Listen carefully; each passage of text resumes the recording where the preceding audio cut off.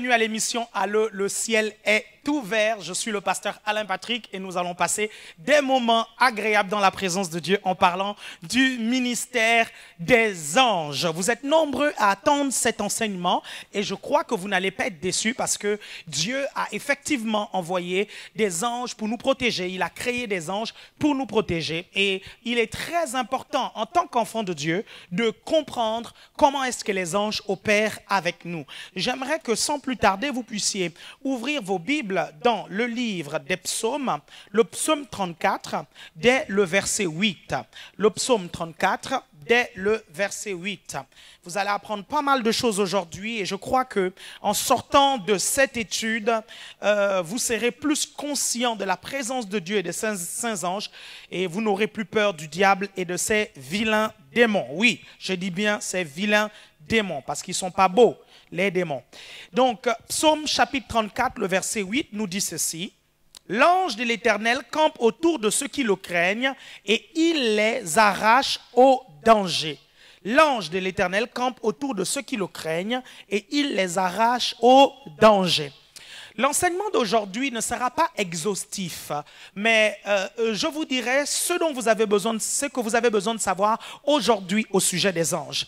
La semaine dernière, c'est le Saint-Esprit qui m'a dit de vous enseigner là-dessus, parce que certains d'entre vous, vous avez besoin de comprendre comment les anges de Dieu opèrent et travaillent avec vous ou travaillent avec des hommes de Dieu pour votre bien. Parce que les anges sont là pour notre service. J'aimerais que vous ouvriez vos Bibles aussi dans Hébreu, le chapitre 1, Hébreu, le chapitre 1, Hébreu, le chapitre 1,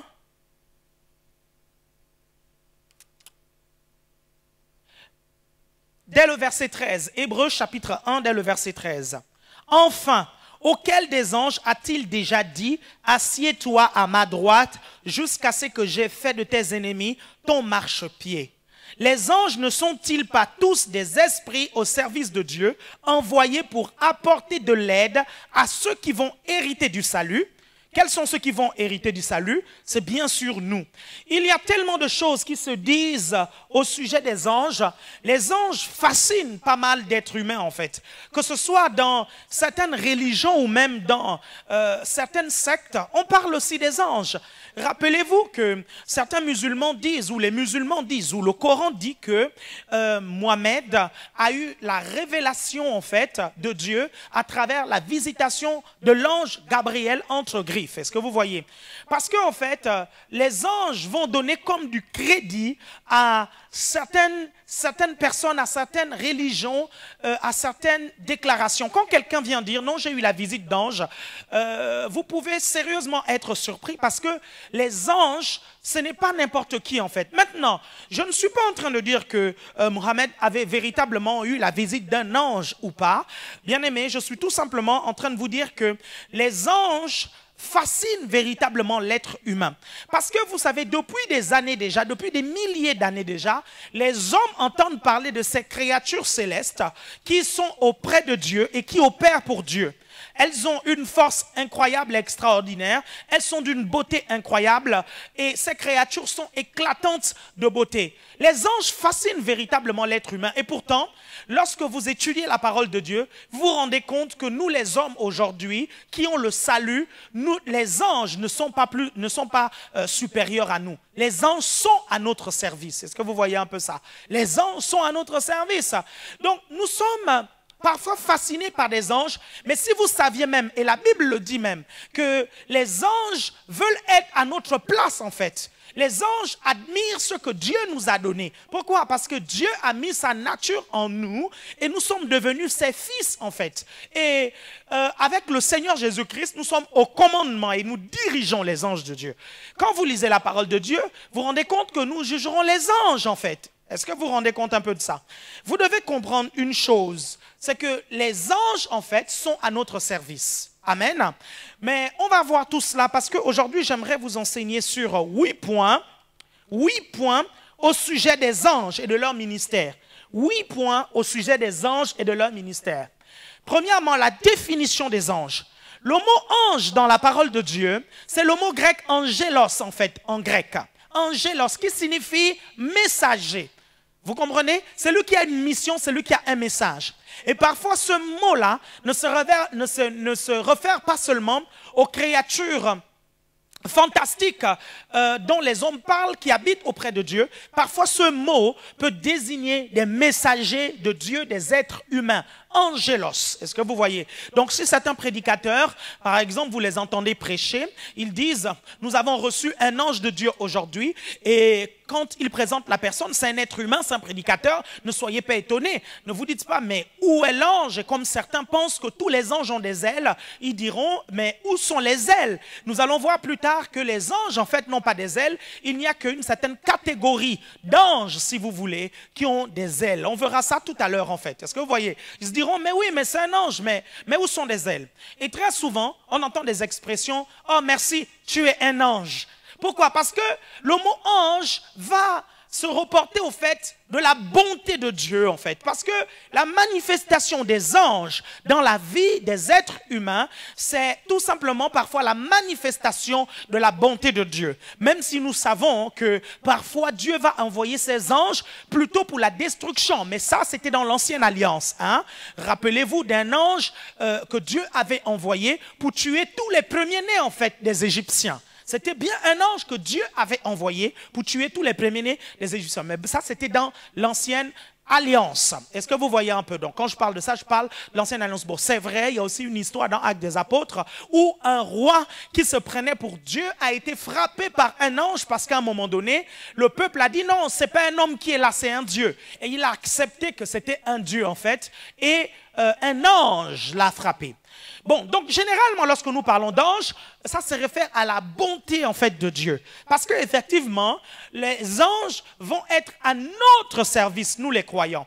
Écoutez, qui que vous soyez, sachez, en tant que chrétien, vous avez des anges à votre disposition. Certains ont un ange, d'autres ont 2, d'autres ont 3, 4. Certains ont des légions d'anges à leur service. Nous allons voir plus tard dans les points que nous allons étudier que le nombre d'anges qui travaillent avec vous, la quantité, la grandeur de l'onction qu'il y a sur votre vie va déterminer le nombre d'anges qui travaillent avec vous en fait. Et nous allons voir que nous n'avons pas les mêmes catégories d'anges qui travaillent avec nous. C'est la raison pour laquelle parfois il ne faut pas mal parler au sujet d'un serviteur de Dieu parce que tu ne connais pas les anges qui travaillent avec ce serviteur de Dieu-là. On va étudier tout ça et vous allez vous rendre compte que le ministère des anges est un ministère véritablement passionnant. La première chose que vous devez connaître sur les anges, en fait, c'est qu'ils ont été créés avant notre monde. Les anges ont été créés avant notre monde. Avant que la terre ne soit créée, avant que le ciel atmosphérique ne soit créé, Dieu a créé les anges, en fait. Dans toutes ces catégories, dans les catégories que nous allons voir en fait. Donc c'était des êtres, ou ce sont des êtres qui habitent au ciel avec le Seigneur et qui ont commencé à servir Dieu en fait depuis le ciel. Moi je suis convaincu, et la Bible nous le dit, que le plan du salut de Dieu en fait pour l'homme a été conçu depuis l'éternité.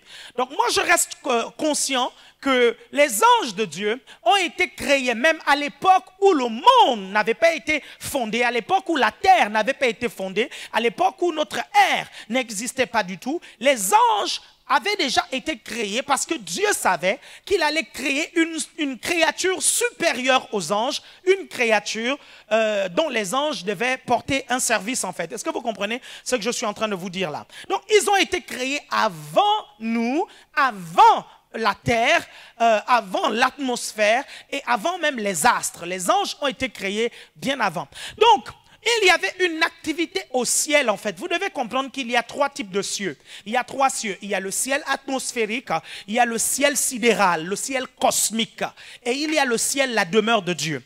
L'apôtre Paul nous dit, je connais un homme qui a été ravi au troisième ciel.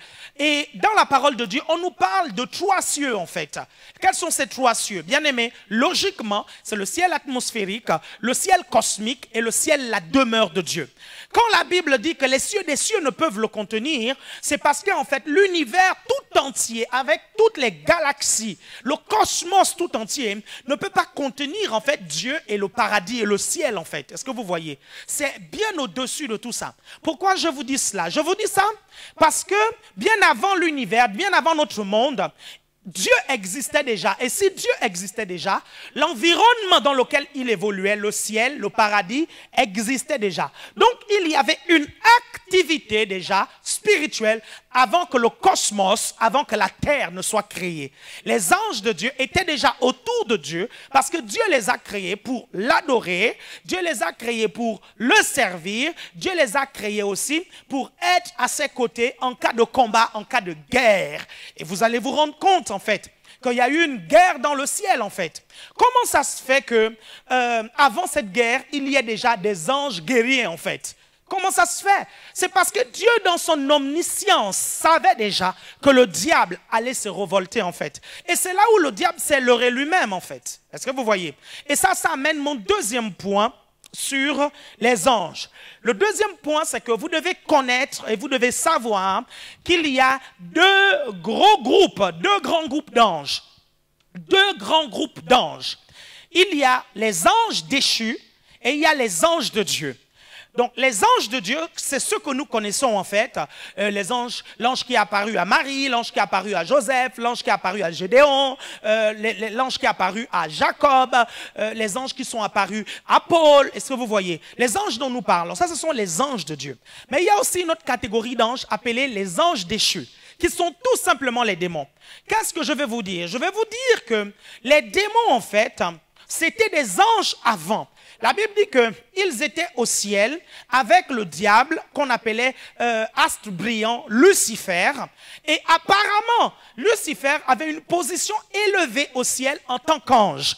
Et un jour, lorsqu'on lit le livre d'Ézéchiel et lorsqu'on lit le livre d'Ésaïe au sujet de la chute du diable, un jour, Lucifer, qui était un ange au service de Dieu en fait, s'est révolté contre le Seigneur. Maintenant, lorsque vous lisez bien la Bible, lorsque vous lisez bien entre les lignes, certains théologiens s'accordent à dire que Lucifer n'habitait pas en fait au ciel, mais il avait un accès au ciel auprès de Dieu.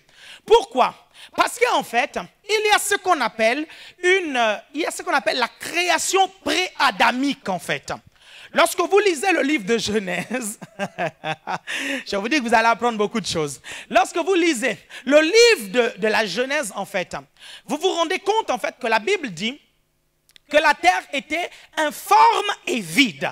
Et le mot informe et vide dans Genèse chapitre 1 en fait, c'est le mot qui a donné tohu bohu, qui signifie chaotique en fait. C'est-à-dire que la terre avait une forme telle qu'il y avait un chaos.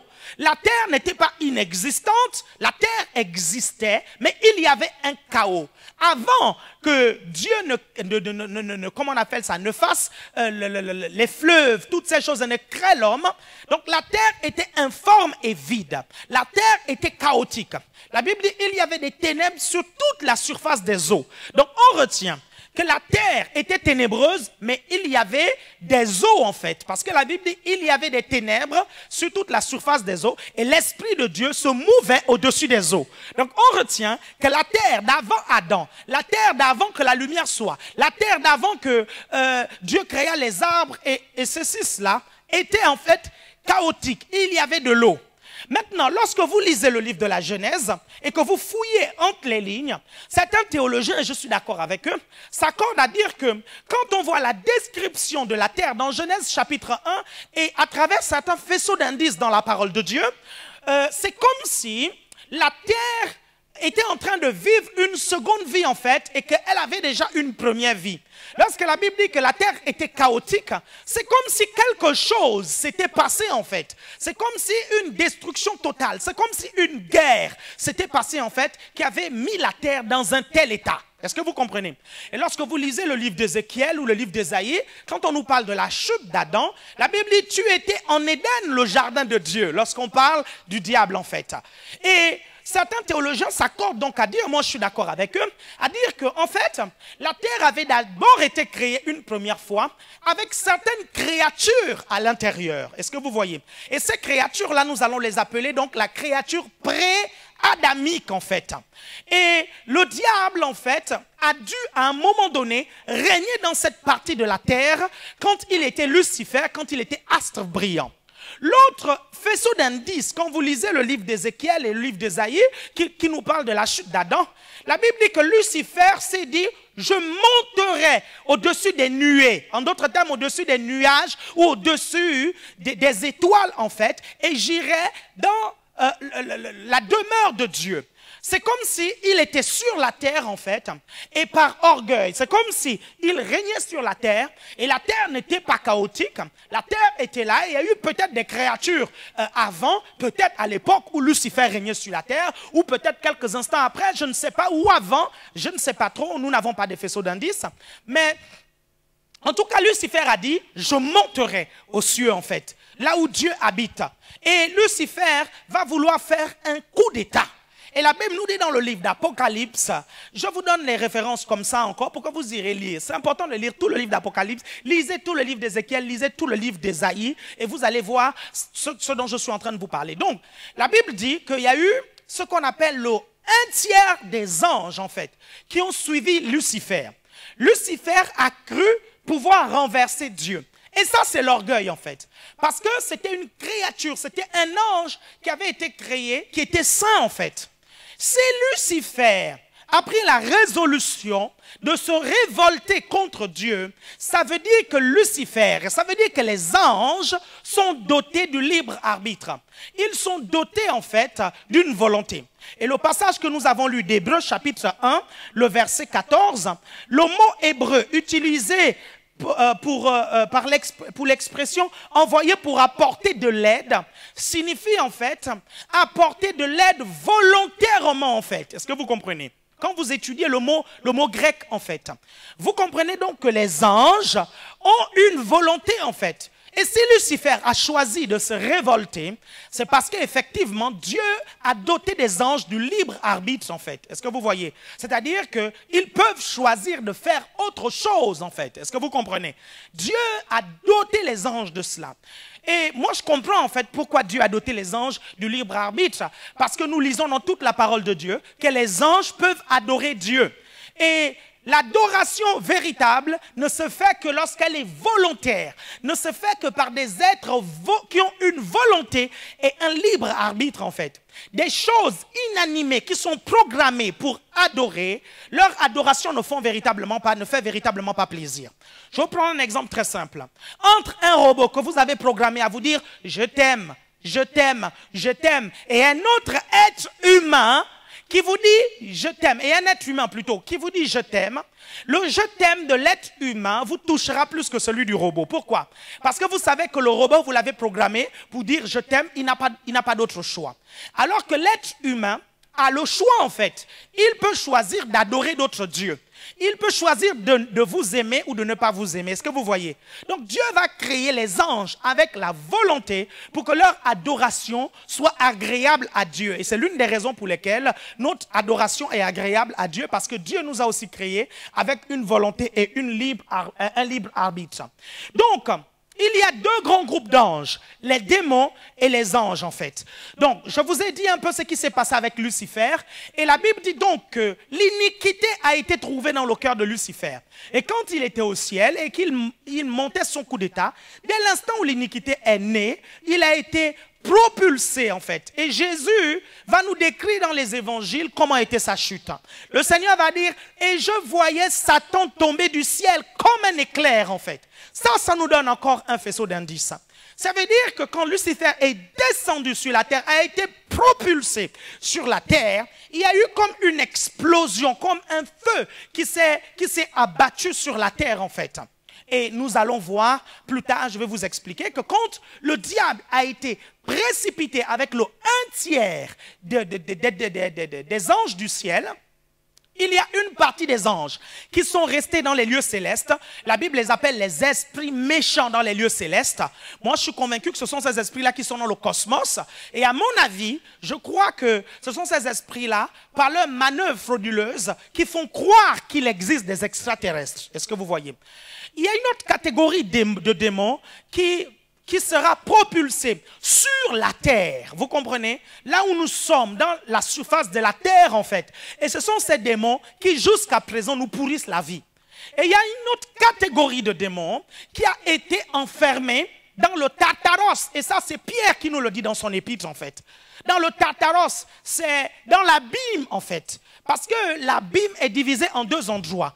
Hein? Je vais préférer, quand je dis du côté gauche, hein, c'est par extrapolation pour que vous puissiez mieux comprendre. Du côté gauche, il y a le Tartaros et du côté droit, il y a le séjour des morts. Et dans le séjour des morts, il y a du côté gauche l'enfer et du côté droit le sein d'Abraham qui est vide aujourd'hui. Le sein d'Abraham, après la résurrection de Jésus, a été vidé. Tous ceux qui étaient à l'intérieur après la résurrection de Jésus sont montés au ciel. Parce qu'avant la résurrection de Jésus-Christ, personne n'avait accès au ciel après la mort. Et Jésus lui-même va dire, qui d'autre avait un accès ou un accès au ciel si ce n'est le Fils de l'homme qui en est venu en fait. Est-ce que vous voyez? En d'autres termes, à l'époque, les gens quand ils mouraient, ils allaient au sein d'Abraham. Tous ceux qui croyaient en Jéhovah allaient au sein d'Abraham. Mais après la résurrection de Jésus, le sein d'Abraham a été vidé parce que Jésus est descendu au sein d'Abraham, justement prendre tout ce qui était pour les amener au ciel. Et en même temps, il allait proclamer en fait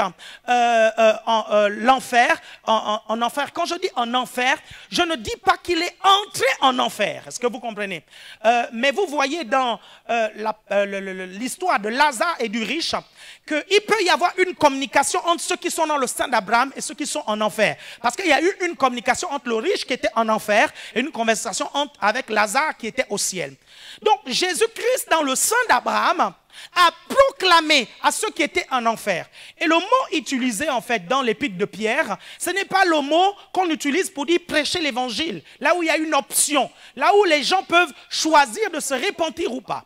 Parce que là-dessus, beaucoup de prédicateurs se trompent. Ils disent que Jésus est descendu en enfer déjà pour prêcher l'évangile et redonner une deuxième chance à ceux qui étaient en enfer pour dire non, maintenant vous vous convertissez ou pas. Et ils disent même, il y a une partie des gens qui ont dit oui et une autre partie qui a dit non, non, non, non, non, non, impossible. Quand Jésus est descendu dans l'abîme, c'était pour délivrer ceux qui étaient d'une autre partie en fait du séjour de mort, ceux qui étaient dans le sein d'Abraham. Maintenant, ceux qui étaient en enfer, il a tout simplement déclaré leur condamnation. Il est venu leur rappeler que c'était fini pour eux en fait, qu'il ne fallait plus qu'ils espèrent aller de l'autre côté en fait. Est-ce que vous voyez? Il est venu proclamer donc une condamnation. J'espère que ça vous a guidé. Je vais résumer un tout petit peu.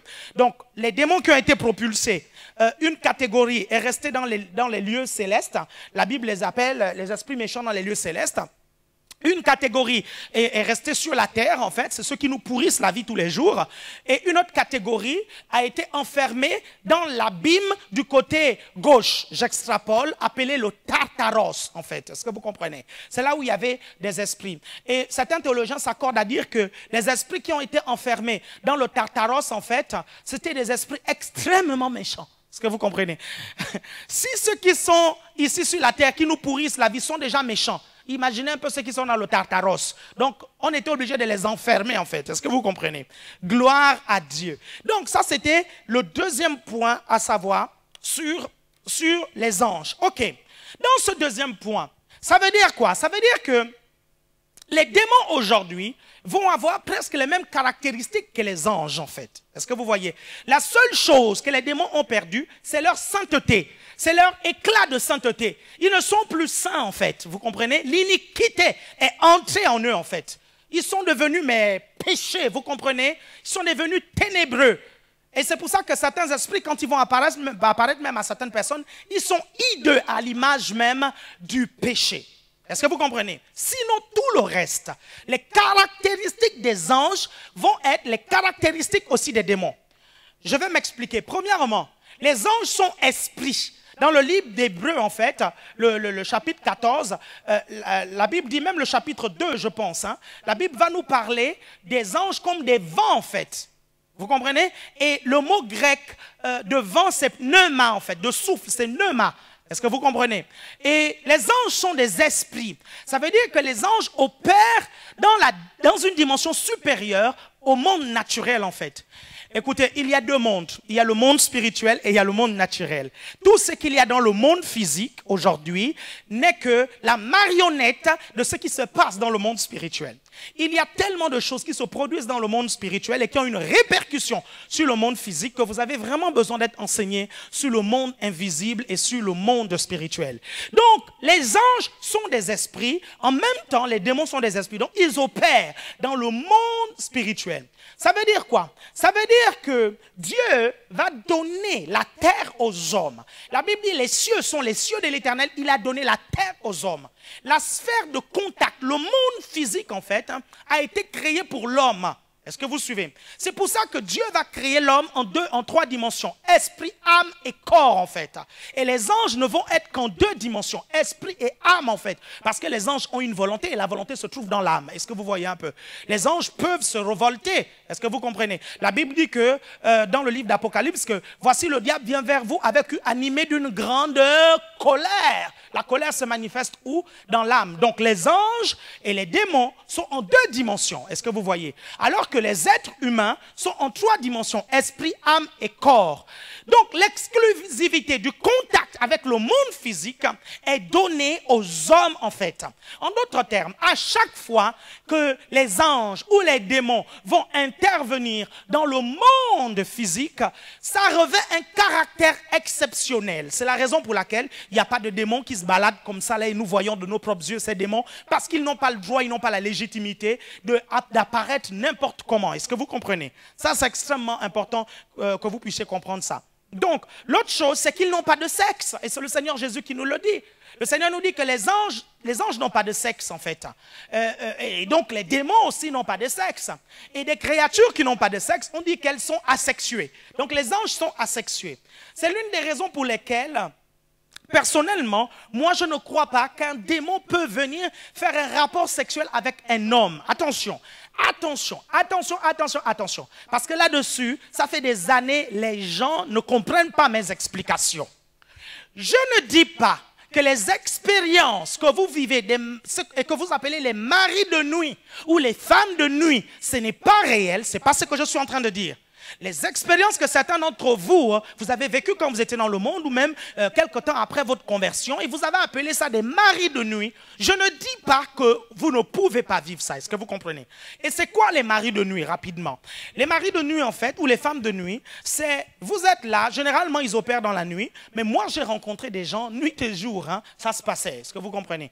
Vous êtes là et tout à coup, soit dans votre rêve, soit même pendant que vous êtes éveillé, il y a quelqu'un qui rentre dans la pièce dans laquelle vous êtes et vous êtes comme tétanisé en fait. Et la personne commence à avoir comme un rapport sexuel avec vous en fait. Parce que effectivement, physiquement, vous ressentez carrément tout ce qu'on ressent lors d'un rapport sexuel. Est-ce que vous voyez un peu ça? Donc certains vont dire que ce sont des démons qui vont venir avoir des rapports sexuels avec nous. Attention, le problème se trouve au niveau de la terminologie en fait. Parce que si les démons n'ont pas de sexe en fait, parler de rapport sexuel avec un démon, c'est un peu délicat en fait. C'est pour ça que moi j'emploie plutôt l'expression oppression sexuelle. Parce qu'un démon peut vous oppresser dans votre corps et vous ressentez comme si c'était un rapport sexuel. Un démon peut vous oppresser dans votre corps et vous ressentez comme si c'était une pointe qu'on vous clouait en fait dans le bras ou une pointe qu'on vous clouait en fait sur la tête ou une pointe qu'on vous clouait par exemple au cœur. Les démons ont la capacité de faire ça en fait. Est-ce que vous comprenez? Pourquoi on appelle ça les manœuvres du diable? Ils peuvent le faire. Est-ce que vous voyez? Maintenant, c'est délicat de parler de rapport sexuel avec les démons. C'est vraiment délicat. Parce que les démons, ce sont des êtres asexués.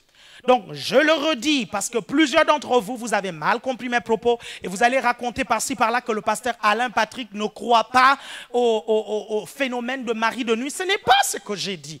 Certains disent non, le pasteur Alain Patrick ne croit même pas que les démons peuvent habiter dans des êtres humains. Ce n'est pas ce que je dis, bien-aimés, ne vous méprenez pas. Et je le dis souvent, je le redis souvent, un démon peut habiter chez un homme, il peut habiter chez un païen, il peut même habiter chez un chrétien si le chrétien laisse un accès. Est-ce que vous comprenez? Donc, quand je parle des maris de nuit, je dis tout simplement que ces personnes vivent ce qu'on appelle des oppressions sexuelles, des oppressions démoniaques sexuelles. J'espère que vous comprenez ce que je suis en train de vous dire.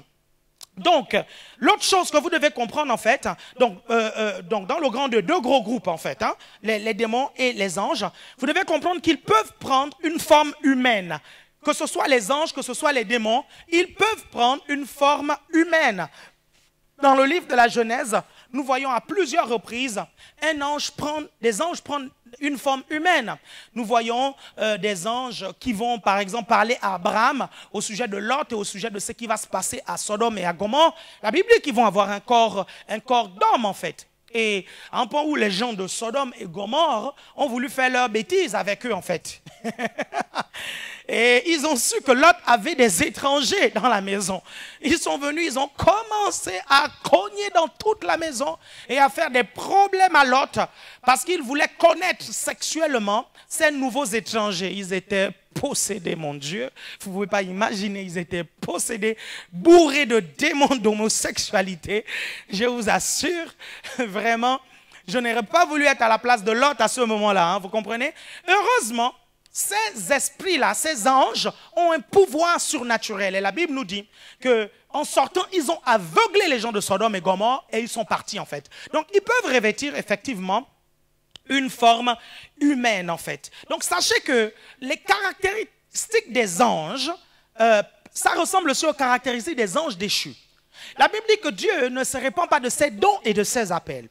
Je vais prendre l'exemple du diable. La Bible dit que le diable peut se transformer en ange de lumière, en fait. Ça, c'est l'épître de Paul aux Corinthiens qui nous le dit. Il peut se transformer en ange de lumière. Aujourd'hui, nous lisons la parole de Dieu et nous voyons que le diable avait des luttes et des tambourins. La Bible dit tes luttes et tes tambourins étaient à ton service pour le jour où tu fus créé, en fait. En d'autres termes, Satan avait quelque chose avec la musique. Et aujourd'hui, nous voyons que l'un des domaines où le diable va tenir certaines personnes dans l'amour du monde et dans l'amour des choses du monde, c'est bien la musique en fait. Et c'est un domaine que le diable maîtrise encore. Est-ce que lorsqu'il a chuté, il a perdu sa capacité de faire la musique? Non. La Bible dit que Dieu ne se répand pas de ses dons et de ses appels. Ça, c'est par exemple l'exemple de quelque chose que Dieu va donner, par exemple, à un ange ou aux anges qu'ils vont garder, en fait, même s'ils deviennent des anges déchus, même s'ils sont devenus des démons. Est-ce que vous voyez un peu? Donc, l'autre chose, c'est qu'ils ne peuvent pas connaître nos pensées. Ils ne peuvent pas connaître nos pensées, en fait. Les démons ne peuvent pas lire nos pensées, sauf si nous parlons. Sauf si nous leur montrons en fait des choses. Est-ce que vous comprenez? C'est à partir de ce moment qu'ils auront des informations.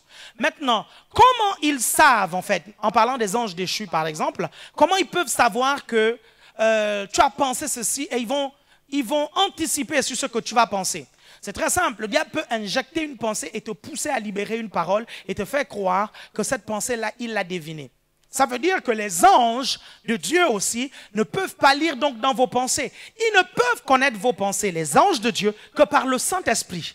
Parce que les anges de Dieu travaillent avec le Saint-Esprit. Est-ce que vous comprenez? Les démons, ils vont deviner, mais les anges de Dieu travaillent avec le Saint-Esprit. Comme le Saint-Esprit peut lire vos pensées, parce que le Saint-Esprit est Dieu. Le Saint-Esprit n'est pas une force, mais le Saint-Esprit a la force. Le Saint-Esprit n'est pas une puissance, mais le Saint-Esprit a la toute-puissance. Vous comprenez? Le Saint-Esprit, c'est Dieu. Donc Dieu peut lire dans les pensées de n'importe qui, y compris dans vos pensées. Mais pas les anges. Les anges vont connaître vos pensées parce que le Saint-Esprit va le leur communiquer. Gloire au Seigneur. Ok, la troisième chose, le troisième point, parce que tout ce que j'ai dit tout à l'heure, ça concerne tout simplement le deuxième point. Le troisième point que vous devez connaître sur les anges, c'est qu'il y a 4 types d'anges. Il y a 4 types d'anges. Il y a les anges, il y a les archanges, il y a les séraphins et il y a les chérubins. Et les anges n'ont pas d'ailes en fait. Et les archanges aussi, je pense, n'ont pas d'ailes en fait. Mais les séraphins et les chérubins, c'est clair dans la parole de Dieu qu'ils ont des ailes en fait. Est-ce que vous comprenez? Mais nous pensons que tous les anges, que toutes ces créatures-là en fait ont des ailes. Non! Lorsque vous lisez la parole de Dieu, vous découvrez en fait que ce n'est pas ces 4 catégories-là ensemble qui ont des ailes en fait. Il y a certains qui ont des ailes, d'autres n'ont pas des ailes. Quand vous lisez par exemple Ésaïe chapitre 6, dès le verset 6, on va lire en parlant des séraphins. Ésaïe chapitre 6, dès le verset 6. Je ne vais pas m'apaisantir là-dessus. Vous savez, le pasteur Olivier Desreins a une étude sur le site enseigne-moi.com intitulé « Le monde invisible ». Et il explique bien, en fait, ces choses-là dans son enseignement, le monde invisible. Vous savez, moi, je suis convaincu que des personnes comme le pasteur Olivier, ce sont véritablement des dons que Dieu a donnés pour le corps. Vous savez, il y a ministère et ministère. Il y a des dons qui sont des véritables, il y a des ministères qui sont des véritables dons en fait pour le corps de Christ. Et moi je crois véritablement que cet homme en fait et son ministère c'est un véritable don pour le corps. Certains d'entre vous, vous négligez ces enseignements, mais vous faites une erreur monumentale. Parce que Dieu l'a équipé véritablement pour enseigner sur des choses.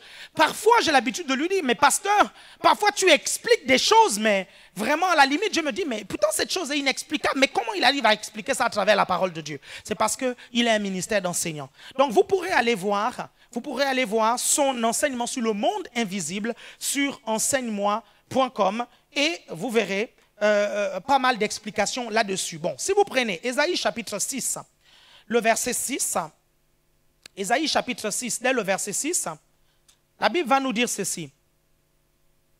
Bon, vous voyez, dès le verset 3, bon, même dans le verset 2, des séraphins se tenaient au-dessus de lui. Ils avaient chacun 6 ailes, c'est clair, net et précis. 2 dont ils se couvraient le visage, 2 dont ils se couvraient les pieds et 2 dont ils se servaient pour voler. C'est clair, net et précis dans ce passage. Amen, amen, gloire à Dieu. On parle aussi des chérubins dans Ézéchiel chapitre 10, verset 7. Maintenant, dans Jude 1, 9, on nous parle d'archanges, notamment l'archange Michael, que certains vont appeler Michel aussi. L'archange Michel. Archange signifie tout simplement chef d'ange, parce que le préfixe arc signifie en fait supérieur, chef, et le radical ange signifie ange, gloire à Dieu. Donc archange signifie chef des anges. Donc on se rend compte que Michael a une position en fait dans le ciel, une position auprès des anges en fait. Est-ce que vous voyez? Donc il y a 4 types d'anges. Je vous ai dit, il y a les anges, il y a les archanges, il y a les séraphins, il y a les chérubins. Ok. La 4e chose que vous devez connaître sur les anges en fait, c'est qu'ils sont au service des saints. Et ça c'est Hébreux chapitre 1 que nous avons lu tout à l'heure qui nous le dit en fait. Les anges sont au service des saints. Nous avons lu tout à l'heure. Si vous me regardez, vous êtes en train de suivre l'émission Le ciel est ouvert et je suis en train d'enseigner sur le ministère des anges. Gloire au Seigneur. Vous êtes nombreux actuellement à nous regarder et continuez à nous regarder. La régie, continuez à surveiller les chiffres pour voir le nombre de personnes qui nous suivent de telle sorte que nous remercions le Seigneur pour l'impact que cette émission a dans vos vies. Gloire au Seigneur. Donc, Hébreux, le chapitre 1, nous l'avons lu tout à l'heure, mais je vais quand même le relire pour vous et pour ceux qui viennent de nous rejoindre. Hébreux, le chapitre 1, le verset 14. Les anges ne sont-ils pas tous des esprits au service de Dieu, envoyés pour apporter de l'aide à ceux qui vont hériter du salut? Donc, ils sont au service des saints. Et je l'ai dit au début, les anges sont à notre service. Les anges sont à votre service. Pour faire quoi? Pour vous protéger. Pour faire quoi? Pour vous aider à exercer le ministère. Mais nous allons voir ça tout à l'heure. La 5e chose que vous devez savoir, le 5e point que vous devez connaître au sujet des anges, c'est qu'ils peuvent délivrer des messages. Ils peuvent délivrer des messages. Ils peuvent donner des messages personnels qui ont un rapport avec votre vie, qui ont un rapport avec la vie de votre église, qui ont un rapport avec la nation ou votre famille. Ils peuvent délivrer des messages. Maintenant, il y a une chose importante que vous devez savoir. C'est vrai dans la parole de Dieu, on voit beaucoup d'apparitions d'anges en fait. Mais lorsque vous lisez, par exemple, Actes des Apôtres, vous voyez les anges apparaître. Un ange apparaître à Pierre, un ange apparaître à Paul, un ange apparaître à comment il s'appelle, ce monsieur-là qui était romain en fait. Il s'appelait comment encore? Le romain qui a été le premier païen à être sauvé. Bon, c'est pas grave. Un ange lui est apparu en fait. Vous avez l'impression, en lisant la Bible, que les anges apparaissent tout le temps aux gens dans Actes des Apôtres. Mais n'oubliez pas en fait que Actes des Apôtres, c'est écrit en fait, c'est l'histoire de près de 70 années ou 80 années de vie de l'église primitive en fait. Ça veut dire quoi? Ça veut dire que si vous voyez une apparition en fait d'anges dans un premier chapitre en fait, et que vous voyez dans un 5e chapitre ou un 6e chapitre une apparition d'anges, sachez que entre le premier chapitre et le 5e chapitre, peut-être qu'il s'est écoulé 20 ans. Peut-être qu'il s'est écoulé 15 ans en fait. Est-ce que vous voyez? Donc, au total en fait, en réalité, vous vous rendez compte que ces héros bibliques en fait, ces héros dans Actes des Apôtres, n'ont pas vu des anges tout le temps. Dans leur vie de 70 ans, de 80 années, de 90 pour certains, ils ont peut-être vu les anges 1, 2 ou 3 fois en fait. Et ne vous mettez pas dans ces états-là en fait, à crier auprès du Seigneur, à dire Seigneur envoie un ange. Seigneur je veux un ange. Quand j'étais bébé spirituel, je demandais souvent des choses comme ça. Mais vous ne devez pas demander à Dieu des choses comme ça. Parce qu'en faisant des prières comme ça, le diable peut vous visiter. Parce que la Bible dit que le diable peut se transformer en ange de lumière en fait. Dieu dans sa grâce, Dieu dans sa bonté, il peut envoyer un ange venir vous parler pour vous délivrer un message. Il peut envoyer un ange venir vous expliquer des choses. Mais c'est vraiment dans sa grâce, dans sa bonté et dans sa souveraineté en fait. Dieu a un autre moyen pour vous guider et vous parler, pour vous enseigner. À travers sa parole, à travers ses serviteurs, à travers le témoignage intérieur, à travers la voix intérieure en fait. Et nous sommes sur ce sujet-là, dans l'émission Allô, le ciel est ouvert, et je vais continuer ce sujet-là la semaine prochaine, les moyens par lesquels Dieu passe pour parler à un homme. Donc, ne faites pas ce genre de prière. Je me rappelle quand j'étais jeune, je faisais même des veillées de prière où je demandais la visitation de Jésus, la visitation des anges. Parce que je voyais des témoignages, des frères venaient témoigner à l'église. Non, j'étais là, je priais, un ange est venu. Non, j'étais là, je marchais, j'ai vu un ange. Je me suis dit, non, moi aussi, je veux voir un ange.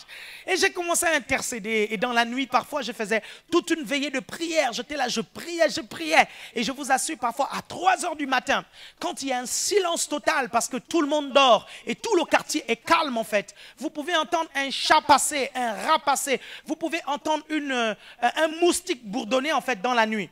Et quand j'étais là comme ça, tout à coup, j'entendais un bruit qui passait, comme ça.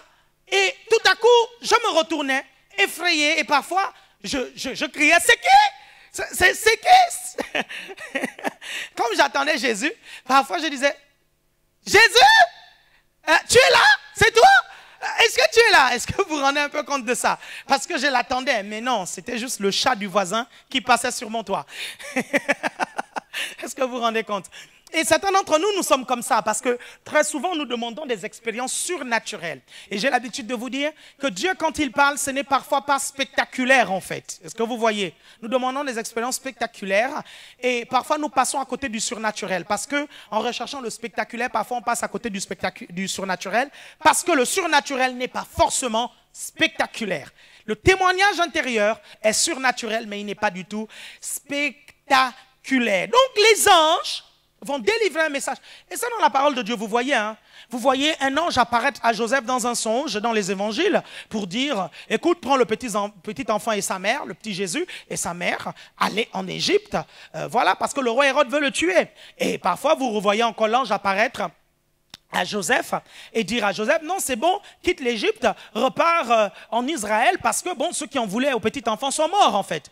Mais écoutez, qui a parlé à Marie? C'est un ange, c'est l'ange Gabriel en fait qui est apparu à Marie et qui lui a dit Marie ne crains point, tout ça, vous connaissez l'histoire en fait. Donc les anges peuvent venir délivrer un message personnel. Maintenant, les anges n'ont pas été mandatés pour prêcher l'évangile aux gens. Un ange ne peut pas venir te dire, écoute, le Seigneur Jésus est mort sur la croix pour tes péchés, donne ta vie à Jésus, sinon tu iras en enfer. Et l'ange vient te dire, fais la prière de repentance après moi, Seigneur Jésus, accepte. Non! Les anges n'ont pas été mandatés pour prêcher l'évangile. L'évangile a été donné aux hommes pour qu'ils puissent prêcher. Maintenant, un ange peut vous expliquer certaines réalités du salut sans pour autant vous amener au salut. Il va plutôt vous conduire vers quelqu'un qui vous amènera au salut. Et c'est ce qui s'est passé pour Corneille. Voilà, j'ai trouvé le nom de ce Romain là en fait, le premier païen à être sauvé. C'est ce qui s'est passé avec Corneille. L'ange va apparaître à Corneille et il dira à Corneille, voilà, je vais envoyer quelqu'un, Dieu va envoyer quelqu'un venir te parler en fait. Et cette personne-là viendra parler du salut à Corneille et toute la famille de Corneille acceptera le Seigneur et seront baptisés, je pense, ce jour-là. Est-ce que vous voyez un peu ça? Donc, extrêmement important à comprendre. Pourquoi? Parce que Dieu respecte ses principes.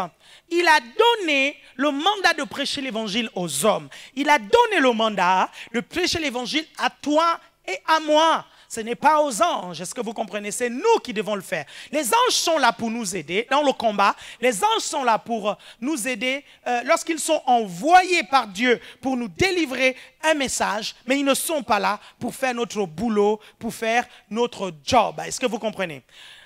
Sixième chose que vous devez savoir au sujet des anges, c'est qu'ils nous protègent. Et là, vous prenez le psaume 34, le verset 8. Gloire au Seigneur. Psaume 34, verset 8. Les anges nous protègent. Alléluia.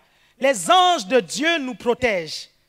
Hey, je ne suis peut-être pas une star avec des gorilles protecteurs, avec, comment on appelle ça, une garde rapprochée.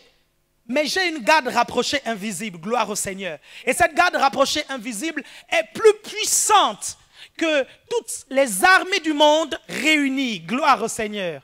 Alléluia. Les anges de Dieu me gardent. Vous prenez le psaume chapitre 34. Le psaume chapitre 34. Dès le verset 8. Psaume chapitre 34, dès le verset 8. La Bible déclare, la Bible dit, chapitre 34, verset 8. Gloire à Dieu.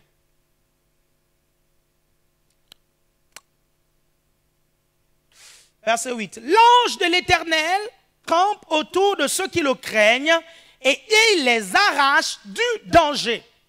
L'ange de l'Éternel campe autour de vous et vous arrache du danger. Écoutez, partout où vous allez, vous bénéficiez de la protection de Dieu. Le psaume 91 déclare, celui qui habite à l'abri du Très-Haut, repose à l'homme du Tout-Puissant, repose à l'homme de El Shaddai. Vous êtes protégés par Dieu parce qu'il a mis ses anges à votre disposition. Gloire au Seigneur. Quand vous êtes dans la voiture, soyez conscient de la présence de Dieu et la présence de ses saints anges. Et vous savez, les anges de Dieu sont tellement puissants qu'ils sont capables, un seul ange est capable d'arrêter plus de 20, 30, 40 voitures à lui seul, même 1000 voitures. Ils sont revêtus de force et d'une telle puissance. Un grand homme de Dieu m'a raconté un jour, il est venu prêcher dans mon église, dans notre église, et il m'a raconté qu'un jour, il était dans un avion, et quand il était dans l'avion, c'était un gros avion, il y avait environ 400 personnes à l'intérieur, et il allait en Corée. Et quand il allait en Corée, à un moment donné, l'avion a eu des problèmes. Et quand l'avion a eu des problèmes, l'avion a commencé à cracher. L'avion a commencé à cracher. Et il me dit, mon fils, donc c'est comme ça quand un avion crache en fait. Les gens tombent par-ci, par-là, les hôtesses sont sous les chaises, chacun est balancé par-ci, par-là. Il dit, l'avion est en train de cracher. Et quand l'avion est en train de cracher, j'ai crié, oh mon Dieu, si c'est maintenant le moment pour toi de me recevoir, il n'y a pas de problème, je l'accepte. Mais si, Seigneur, si pour toi c'est le moment, alors pourquoi tu m'as dit, je t'envoie en Corée pour prêcher l'évangile en fait? Seigneur, tu n'es pas incohérent. Et il dit, tout à coup, quand il a fait cette prière, il est tombé dans un léger sommeil. Moi, je crois que c'est une extase qu'il a eue, en fait. Il a eu une petite extase et il dit, j'ai vu, en fait, un être géant tenir l'avion, en fait, avec un seul doigt, tel un basketteur qui retient sa balle de basket avec un seul doigt. Il dit, un seul ange tenait le jumbo, en fait. Et quand il a vu cela, il s'est réveillé de son extase et de sa vision. Et là, il a commencé à chanter « À toi la gloire, ô ressuscité, à toi la victoire pour l'éternité. » Je pense qu'en chantant ce cantique, certains d'entre vous, vous savez déjà de quel homme de Dieu il est question en fait. Donc quand il s'est mis à chanter cela en fait, l'avion qui était en train de cracher s'est tout à coup stabilisé. Et quand l'avion s'est stabilisé en fait, le pilote a demandé qu'on puisse appeler la personne qui s'est mise à chanter en fait. Et on l'a amené chez le commandant et le commandant a dit, quand vous avez commencé à chanter, on nous a redonné le contrôle de l'avion. Gloire au Seigneur. Bien aimé, c'est vrai que les médias actuellement sont en train de parler des crashs d'avions par-ci par-là. J'aimerais te dire, sois en sécurité. Tu peux voyager en paix. Parce qu'un seul ange à ton service est suffisant pour maintenir cet avion et t'amener à destination. Gloire au Seigneur. L'ange de l'Éternel campe autour de ceux qui le craignent et les arrache d'un quelconque danger. Prends la voiture en sécurité parce que les anges de Dieu sont avec toi. Prends le train en sécurité parce que les anges de Dieu sont avec toi. J'ai l'habitude de dire, si vous montez dans le train et que un terroriste a déposé une bombe, à l'heure où les terroristes posent des bombes partout, bien aimé, je suis convaincu que l'ange de Dieu qui est avec toi va désamorcer la bombe tant que tu es dans ce train-là, tant que tu es dans cet endroit où il y a la bombe, gloire au Seigneur, vous devez être conscient de la présence de Dieu et de ses saints anges pour votre protection. Ne craignez rien, bien-aimés, parce que Dieu est avec vous. L'ange de l'Éternel vous protège, même lorsque vous passez par des endroits noirs. L'ange de l'Éternel vous protège, même lorsque vous allez dans des endroits où il y a une forte oppression satanique. C'est la raison pour laquelle, bien-aimés, quel que soit l'endroit où je me trouve, pendant que certaines personnes disent, dans cet endroit, il y a des démons, il y a beaucoup d'oppression dans cet endroit. Impossible pour moi de déclarer de telles choses. Pourquoi? Parce que je suis plus conscient de la présence de Dieu et de ses anges dans ma vie et autour de moi que de la présence des démons. Est-ce qu'il ne m'arrive pas de discerner des esprits? Si, je peux discerner des esprits, je peux discerner des démons en fait. Mais le don de discernement des esprits ne vous est pas donné que pour discerner des démons. Il vous est donné aussi pour discerner des anges. Il vous est aussi donné pour discerner la présence du Seigneur Jésus. Ce don est appelé le don de discernement des esprits et non le don de discernement des démons. Alors quand je suis dans un endroit où il y a une forte activité démoniaque et que mes yeux s'ouvrent, je vois beaucoup plus les anges de Dieu qui se multiplient autour de moi pour me protéger. Gloire au Seigneur. Et donc quand les gens disent, oh, il y a plein de démons ici, ah, c'est oppressé ici, moi je déclare, je sens la présence de Dieu et de ses anges dans cet endroit. Parce que quand je viens dans un endroit, la présence de Dieu vient dans cet endroit, les anges de Dieu viennent dans cet endroit et le diable fuit, le diable et ses démons fuient au nom puissant de Jésus-Christ de Nazareth. Gloire à Dieu, gloire à Dieu, gloire à Dieu. Le Seigneur est votre protection, il vous protège par ses anges. Il y a une histoire dans la parole de Dieu où Élisée va se retrouver avec son serviteur, l'un de ses serviteurs, en face d'une armée. Je crois que c'est l'armée des Syriens en fait. Et là, le serviteur d'Élisée va avoir peur en fait, lorsqu'il verra toute cette armée là en fait. Et Élisée va dire à son serviteur, ne crains point, parce que ceux qui sont avec nous sont plus nombreux que ceux qui sont avec eux. Et la Bible dit que Élisée a prié pour que Dieu ouvre les yeux de son serviteur, afin que le serviteur voie. Et la Bible dit que les yeux du serviteur se sont ouverts, et il a vu que l'armée qui était avec lui et son maître était plus nombreuse que ceux qui étaient là. Bien-aimés, vous seul, vous pouvez mobiliser des légions d'anges. Je suis convaincu que vous seul, vous pouvez vaincre l'armée d'un pays. C'est la raison pour laquelle, bien aimé, je n'ai peur de personne. Parce que mon Dieu est puissant, parce que mon Dieu est grand, parce que les anges qui sont à mon service sont revêtus de la puissance de Dieu et ils combattent à mes côtés. Écoutez, lorsque Élisée a dit, ceux qui sont avec nous sont plus grands, sont plus nombreux que ceux qui sont avec eux, bien aimé, c'était aussi une réalité mathématique.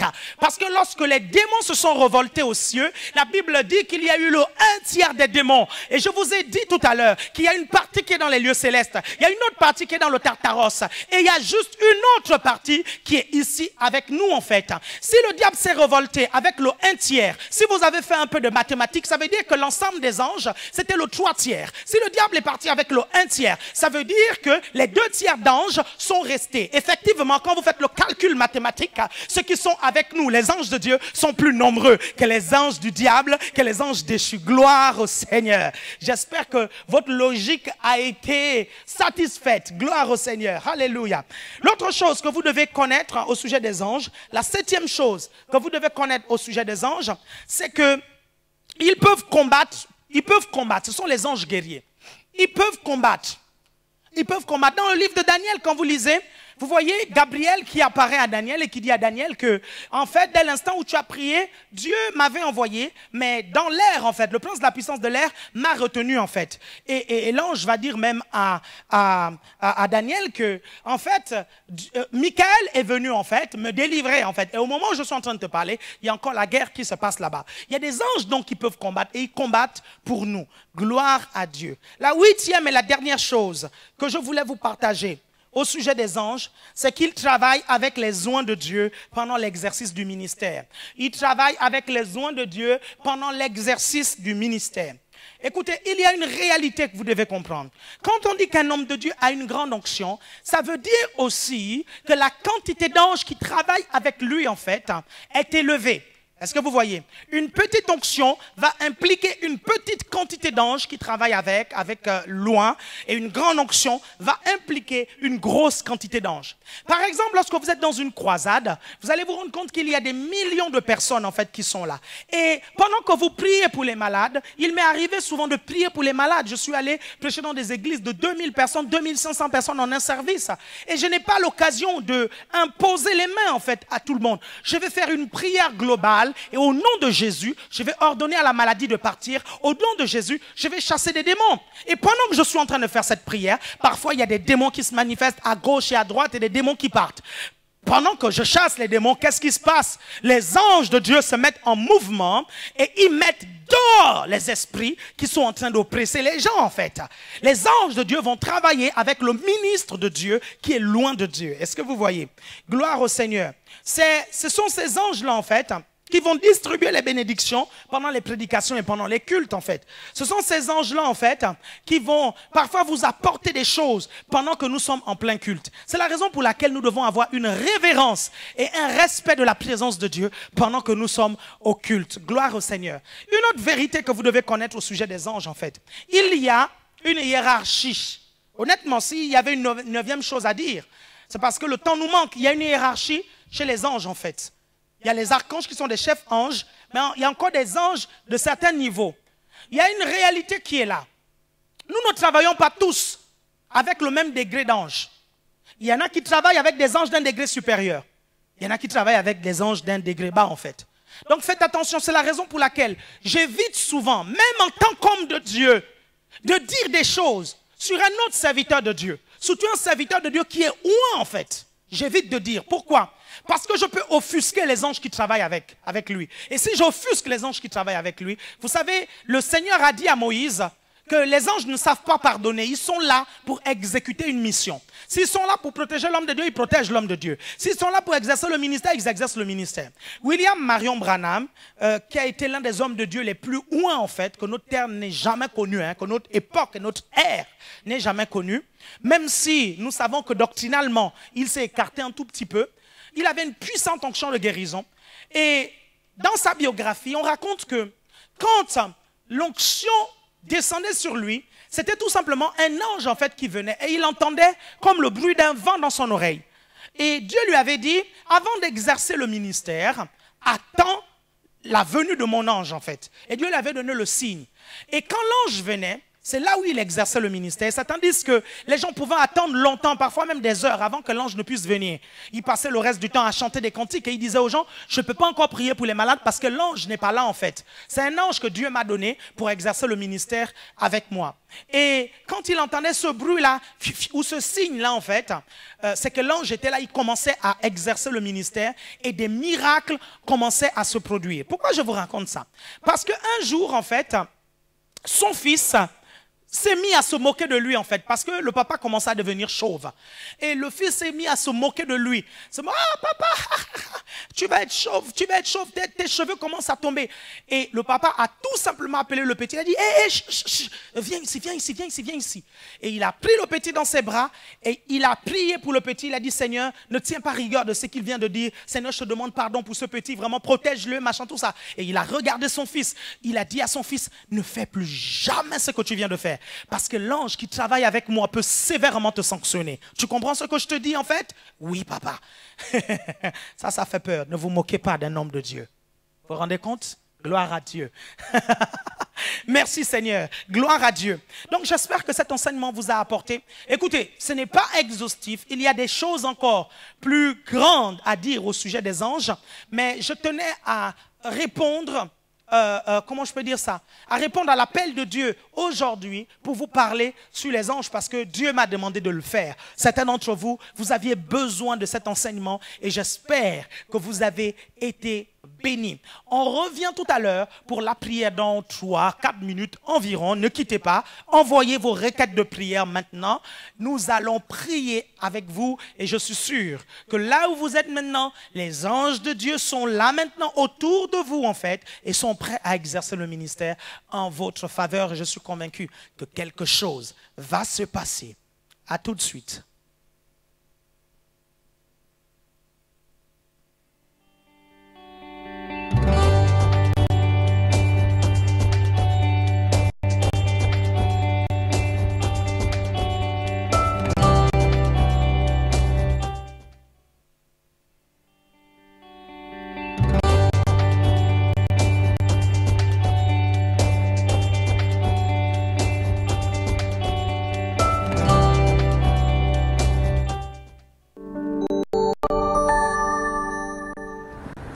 Aujourd'hui, plus que jamais, dans le corps de Christ, nous avons besoin des pères spirituels.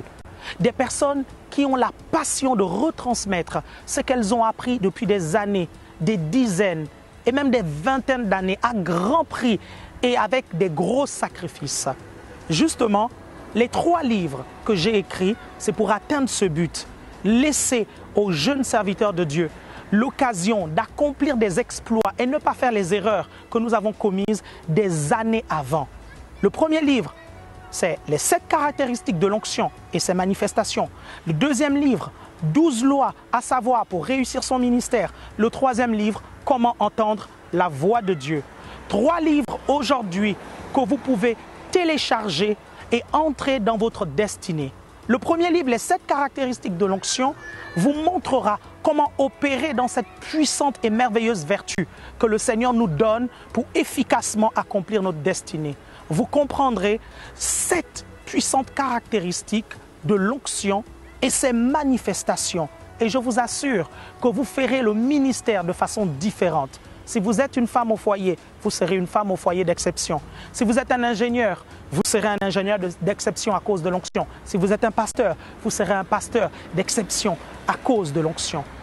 L'autre livre, les 12 lois à savoir, c'est un condensé de 12 principes essentiels pour réussir dans le ministère. Voyez-vous, beaucoup sont appelés mais très peu élus. Beaucoup commencent mais très peu terminent. L'apôtre Paul a dit, j'ai combattu le bon combat de la foi, j'ai achevé la course. Ces 12 principes vous aideront à achever la course. Ces 12 principes vous assureront la longévité dans le ministère. Enfin, le dernier livre, Comment entendre la voix de Dieu, vous aidera à discerner la volonté et le plan de Dieu dans votre vie.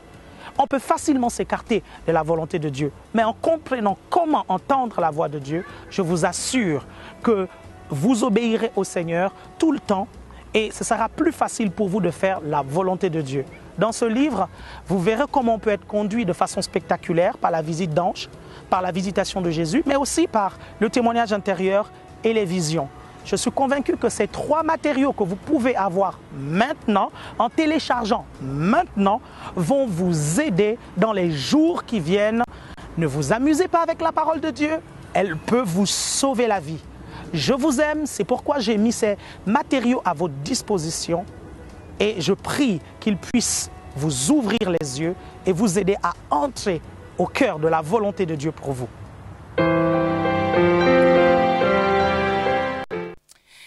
Voilà, vous êtes nombreux à nous regarder. Restez là, j'ai des belles choses pour vous. On a des belles choses. Écoutez, le jeudi prochain, nous allons vous parler des moyens par lesquels Dieu passe pour parler aux hommes, en fait. Est-ce que vous voyez? On va parler toujours de comment entendre la voix de Dieu. Nous avons vu les anges. Est-ce que vous voyez? Mais on va voir d'autres moyens par lesquels Dieu passe. Justement, nous avons interrogé certaines personnes de l'église ACER sur quels sont les moyens par lesquels Dieu passe pour leur parler.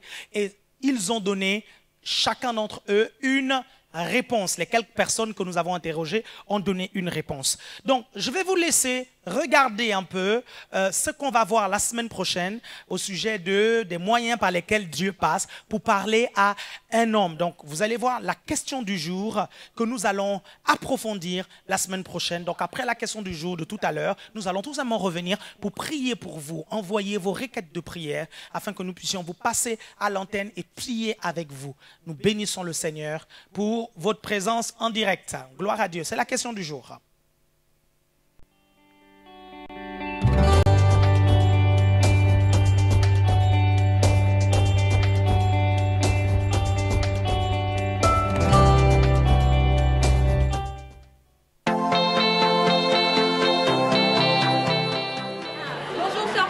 Bonjour. Alors, sœur Paquita, d'après toi, quels sont les moyens que Dieu utilise pour parler à vous? Dieu parle tantôt d'une façon, tantôt d'une autre.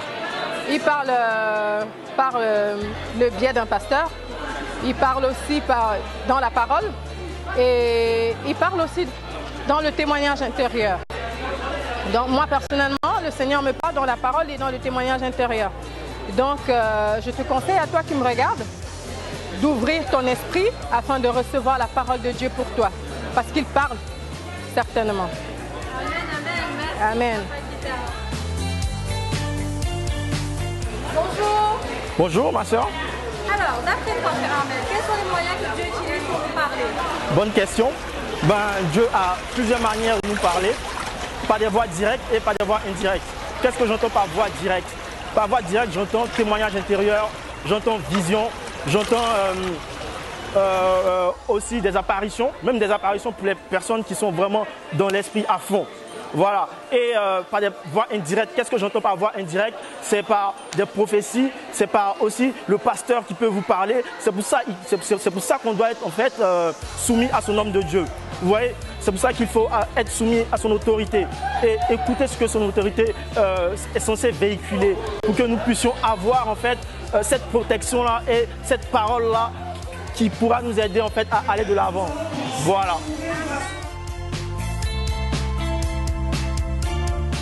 Sœur Lorraine, bonjour. Bonjour. Alors, j'aurais une question pour toi aujourd'hui. Et selon toi, quels seraient les moyens par lesquels Dieu parle à un homme? Alors, bonjour. Dieu parle par plusieurs moyens. Et pour ça, il faut déjà savoir, il faut déjà développer sa relation avec Dieu. Parmi les premiers moyens par lesquels Dieu nous parle, il y a le témoignage intérieur. Et le témoignage intérieur est vraiment très important. Quand tu veux prendre une décision de ta vie par exemple et que tu sens au plus profond de toi que ça ne passe pas, dis-toi que là il ne faut pas que tu avances en fait, il ne faut pas que tu fonces parce que moi je me dis que Dieu ne veut pas que tu prennes ce chemin-là en fait. Et il n'y a pas que le témoignage intérieur en fait, il y a les songes.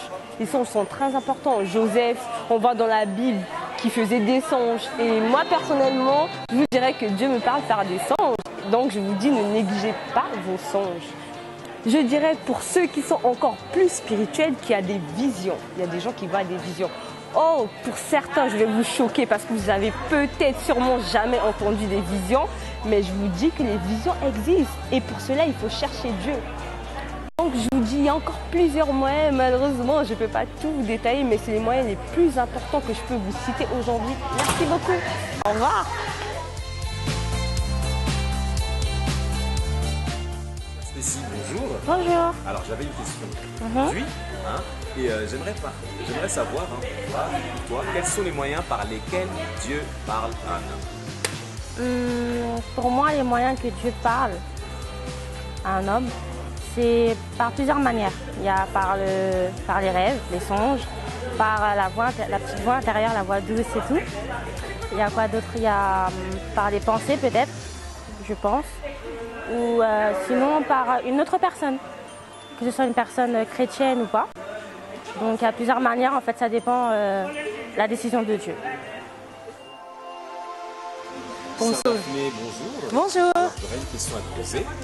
Et selon toi, quels seraient les moyens par lesquels Dieu parle à un homme?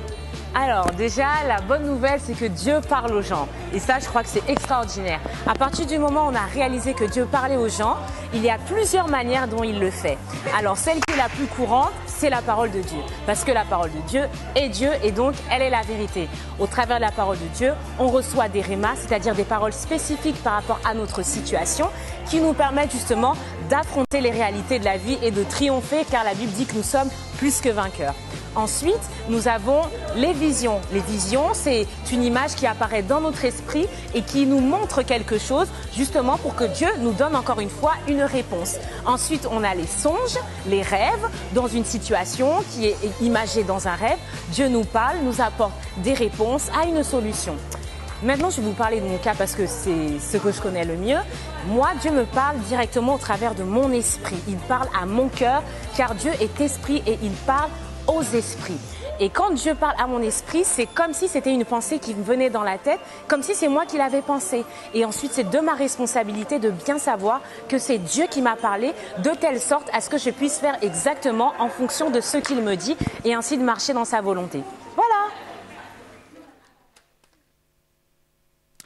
Gloire au Seigneur. J'aimerais qu'on puisse prier quelques instants parce que les internautes ont commencé à envoyer leurs requêtes de prière et la sœur Sabrina et toute l'équipe de la réalisation ont commencé à traiter les requêtes de prière, à traiter vos requêtes de prière.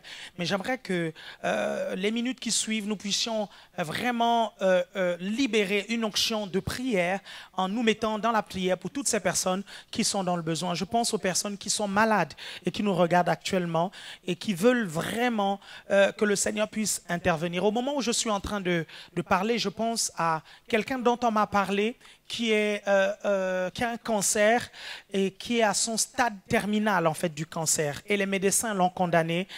Nous allons tous ensemble prier pour cette personne. Elle nous regarde maintenant, c'est une sœur et nous allons prier. Oui, sœur Sabrina. Oui, c'est la sœur Betty. C'est la sœur Betty. Oui, elle s'appelle Betty. Voilà, la sœur Betty. Et hier, nous avons eu une équipe qui allait prier pour elle. Nous croyons que Dieu est capable de faire quelque chose. Le Seigneur a rajouté des années à Ézéchias. Il est capable de rajouter des années à notre sœur, en fait. Chers internautes, prenez cette requête au sérieux maintenant. Et j'aimerais que là où vous êtes, vous puissiez maintenant prier. Et sœur Betty, là où tu es, nous allons prier pour toi. Et je crois que la puissance de Dieu va te toucher là où tu es maintenant.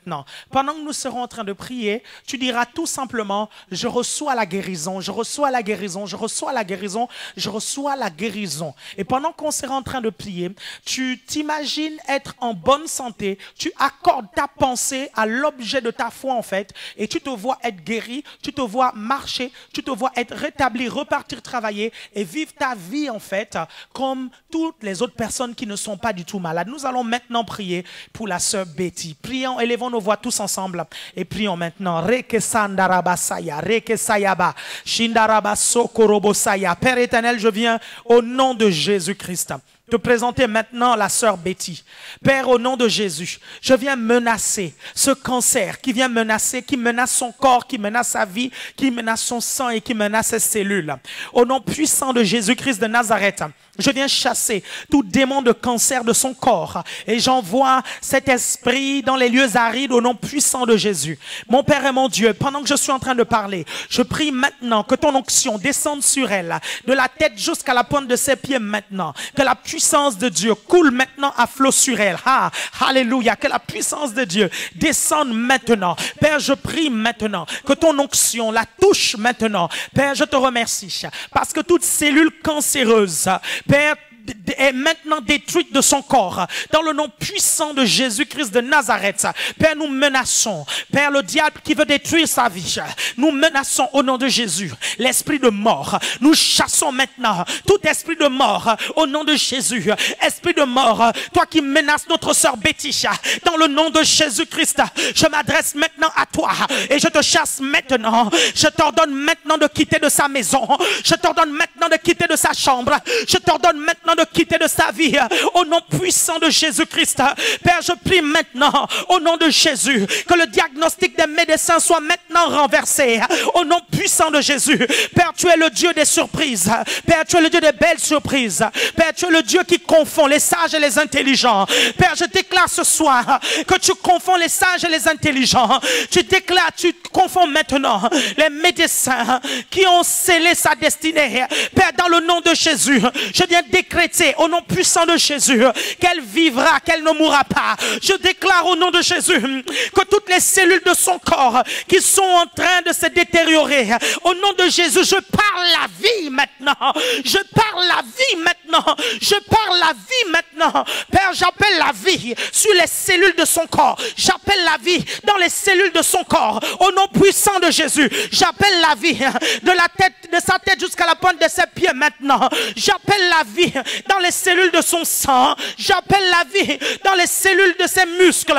J'appelle la vie dans les cellules de sa peau. J'appelle la vie maintenant dans toutes les cellules de son corps. Je déclare maintenant que l'ange de Dieu est maintenant à ses côtés. Je déclare maintenant que la puissance du Saint-Esprit descend maintenant sur elle. Maintenant, de la tête jusqu'à la pointe des pieds. De la tête jusqu'à la pointe des pieds. De la tête jusqu'à la pointe des pieds. De la tête jusqu'à la pointe des pieds. La puissance de Dieu descend maintenant sur elle. Libère l'onction sur elle. L'onction de guérison. Mon Père et mon Dieu, j'ai déjà vu guérir les cancer, alors tu guéris son cancer. Je libère la grâce. Ah, Tarabasoyo. Dans le nom de Jésus-Christ, je déclare que tout ce que les médecins ont dit contre elle est renversé maintenant. Au nom de Jésus-Christ de Nazareth, je déclare que le cancer est mort dans sa vie, que le cancer est détruit, que le cancer disparaît dans le nom puissant de Jésus. Reçois la vie maintenant. Reçois la vie maintenant. Reçois la vie maintenant, sœur Betty. Reçois la vie maintenant. Reçois l'onction de guérison maintenant. Reçois l'onction de guérison maintenant. Elle descend sur toi maintenant. De la tête jusqu'à la pointe des pieds. De la tête jusqu'à la pointe des pieds maintenant. Tu la ressens. Tu la ressens. Ça se multiplie maintenant. La puissance de Dieu descend sur toi. Je te vois être touché par la puissance de Dieu maintenant. Je te vois être libéré par la puissance de Dieu maintenant. Je vois les chaînes tomber. Je vois les chaînes de la maladie tomber. Je vois l'esprit de cancer partir au nom de Jésus. Je vois le Seigneur te redonner une nouvelle vie. Je vois le Seigneur te redonner une nouvelle santé. Je vois le Seigneur te restaurer. Oui, l'onction de Dieu coule maintenant à flot. De la tête jusqu'à la pointe des pieds. Now, now, now, maintenant. Dans le nom de Jésus, je déclare que tu es libre. Je déclare que tu es guéri. Je le déclare. Au nom puissant de Jésus. Père, je parle à chacune des cellules de son corps, dans le nom de Jésus-Christ de Nazareth. Père éternel, que tout ce qui est anormal devienne maintenant normal au nom de Jésus-Christ. Père, que tout ce qui est détérioré, dans le nom de Jésus-Christ, je vois maintenant la guérison. Dans le nom de Jésus-Christ, je vois la restauration de son corps. Dans le nom de Jésus-Christ, je vois la force de Dieu t'environner. Je vois le souffle de Dieu t'environner. Je vois la puissance de Dieu te couvrir. Oui, là où tu es, cette puissance descend sur toi. Oui, là où tu es, cette puissance te libère. Reçois la vie de Dieu maintenant. Reçois l'onction de Dieu maintenant. Qu'elle descende sur toi, de la tête jusqu'à la pointe de tes pieds maintenant.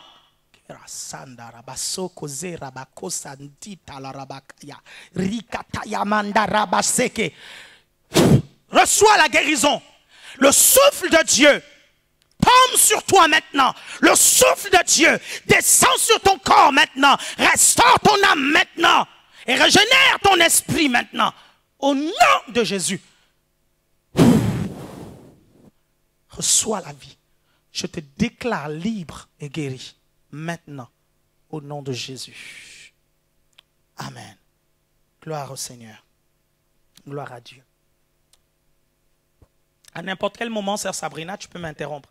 Chers internautes, j'aimerais vous dire que pendant qu'on prie pour les autres, en fait, vous devez véritablement intercéder. Il n'y a pas d'intercession véritable sans compassion. Vous devez avoir la compassion dans votre corps, en fait, dans votre cœur, je voulais dire. Vous devez avoir de la compassion. Oui, sœur Sabrina. Oui, pasteur, nous avons une sœur en ligne. D'accord, très bien. Elle s'appelle Estelle. Ok. Elle s'appelle Estelle. Incident du direct.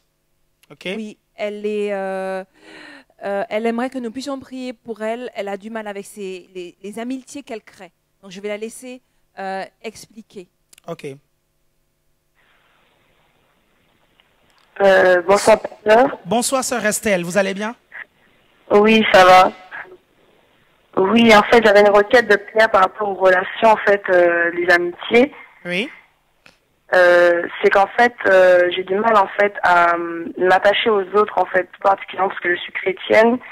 Et en fait, je suis souvent mal à l'aise parce que je me pose vraiment beaucoup de questions. Et j'ai du mal, en fait, à se sortir de mon cocon, en fait, et à être à l'aise, même en public ou voilà, ou en groupe. Et du coup, j'ai l'impression de rester un peu dans mon coin.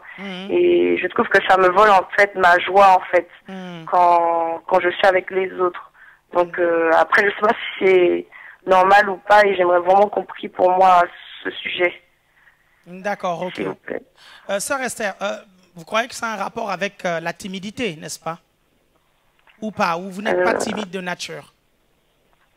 Je sais pas du tout parce qu'avec certaines, enfin, ça dépend en fait parce que je crois pas que je suis timide en fait de nature. Ok. D'accord, ok. C'est un malaise en fait que vous ressentez, quoi. Oui, oui. Ok, ça ressemble beaucoup à un esprit de rejet. Ça ressemble beaucoup à un esprit de rejet parce que l'esprit de rejet, en fait, se manifeste parfois comme ça. On a du mal à s'intégrer, en fait, dans la foule, dans la masse, au milieu de certaines personnes. Parce que, bon, parfois, on peut avoir l'impression que les autres vont nous rejeter ou vont nous juger, en fait. Est-ce que vous voyez? Oui. Et ça ressemble beaucoup, donc, à un esprit de rejet. Bon, on va prier pour chasser et menacer cet esprit de rejet. Mais, entre-temps, il y aura un exercice que vous aurez à faire plus tard. C'est vous savez, vous devez renouveler votre intelligence, votre pensée par rapport aux autres, en fait. C'est important de comprendre que ceux qui sont autour de vous ne vous veulent forcément pas de mal, en fait. Est-ce que vous voyez? C'est des personnes, parfois, que Dieu met sur votre chemin afin que vous puissiez vivre la communion fraternelle et être épanoui dans votre église ou dans le groupe dans lequel vous êtes. Vous comprenez? Et à chaque fois que l'esprit de rejet, en fait, se manifeste, le but, c'est toujours de vous écarter, en fait, du peuple et des autres pour mieux vous abattre, en fait. Et généralement, ça peut vous amener dans une sorte de dépression ou ça peut vous amener dans une série de complexes qui peuvent compliquer votre vie. Vous voyez? Donc, on va prier pour menacer cet esprit. Et vous, de votre côté, à chaque fois que vous serez confronté à une situation où vous devez aller vers les autres, priez le Seigneur, demandez à Dieu de vous donner le courage et la force de le faire. Et vous faites le pas, allez vers les autres et vous verrez, ça se passera bien. D'accord. Très bien, je vais prier pour vous. Père, en vertu de l'autorité que tu m'as donnée, je viens prendre autorité maintenant sur cet esprit de rejet. Seigneur, dans la vie de ma sœur Estelle, cet esprit qui essaye de maintenir son âme, au nom de Jésus, esprit de rejet, je te chasse maintenant. Dans le nom puissant de Jésus-Christ de Nazareth, je t'ordonne de lâcher prise sur ma sœur. Je t'ordonne de lâcher prise de l'âme de ma sœur. De l'âme de ma sœur, je t'ordonne au nom de Jésus de libérer maintenant l'âme de ma sœur. Père, je prie que tu puisses la revêtir de ton courage, que tu puisses, Seigneur, la revêtir de ta force, de telle sorte qu'elle puisse aller vers les autres, oh Dieu. Père, comment pourra-t-elle partager son expérience avec toi, partager les révélations de ce qu'elle a avec toi, si elle ne va pas vers les autres? Saint-Esprit, tu es celui qui donne le vouloir et le faire. Je prie ce soir que tu remplisses son cœur de vouloir et de faire, afin qu'elle puisse vaincre cet esprit de rejet, vaincre cet esprit qui essaye de développer des complexes dans son cœur. Dans le nom de Jésus, je viens chasser tout complexe, que ce soit un complexe d'infériorité, que ce soit un complexe de supériorité. Dans le nom puissant de Jésus, je menace cet esprit. Et je prie maintenant que tu restaures son âme. Père, je prie pour toutes les blessures qu'Estelle a pu vivre. Père, dans son enfance, dans son adolescence ou dans sa vie actuelle. La Bible déclare que tu restaures mon âme. Je prie que tu puisses restaurer maintenant son âme. Je prie maintenant que tu étendes ta main, Seigneur, sur toutes les blessures. Père, pour les personnes qui l'ont blessée, je prie que tu puisses la guérir, oh Dieu. Que tu lui donnes la force de pardonner à toutes les personnes qui l'ont blessée, Père. Afin qu'elle puisse aller de l'avant. Père, je te remercie parce que après ces temps de prière, Père, c'est véritablement une autre personne qui se manifestera dans son église, dans son entourage et dans sa famille. Père, une personne qui aidera plusieurs personnes. Père, je te remercie pour ta faveur qui est sur elle, pour ta grâce qui est sur elle. Je te remercie pour ta parole que tu mets dans sa bouche.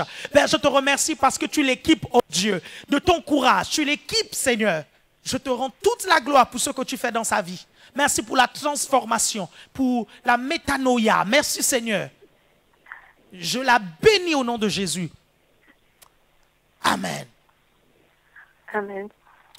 Gloire à Dieu. Merci, Sœur Estelle. Vous appelez d'où, en fait? Vous êtes de Rennes. Ah, vous êtes de Rennes. Gloire à Dieu. Vous êtes d'ACERN? Oui.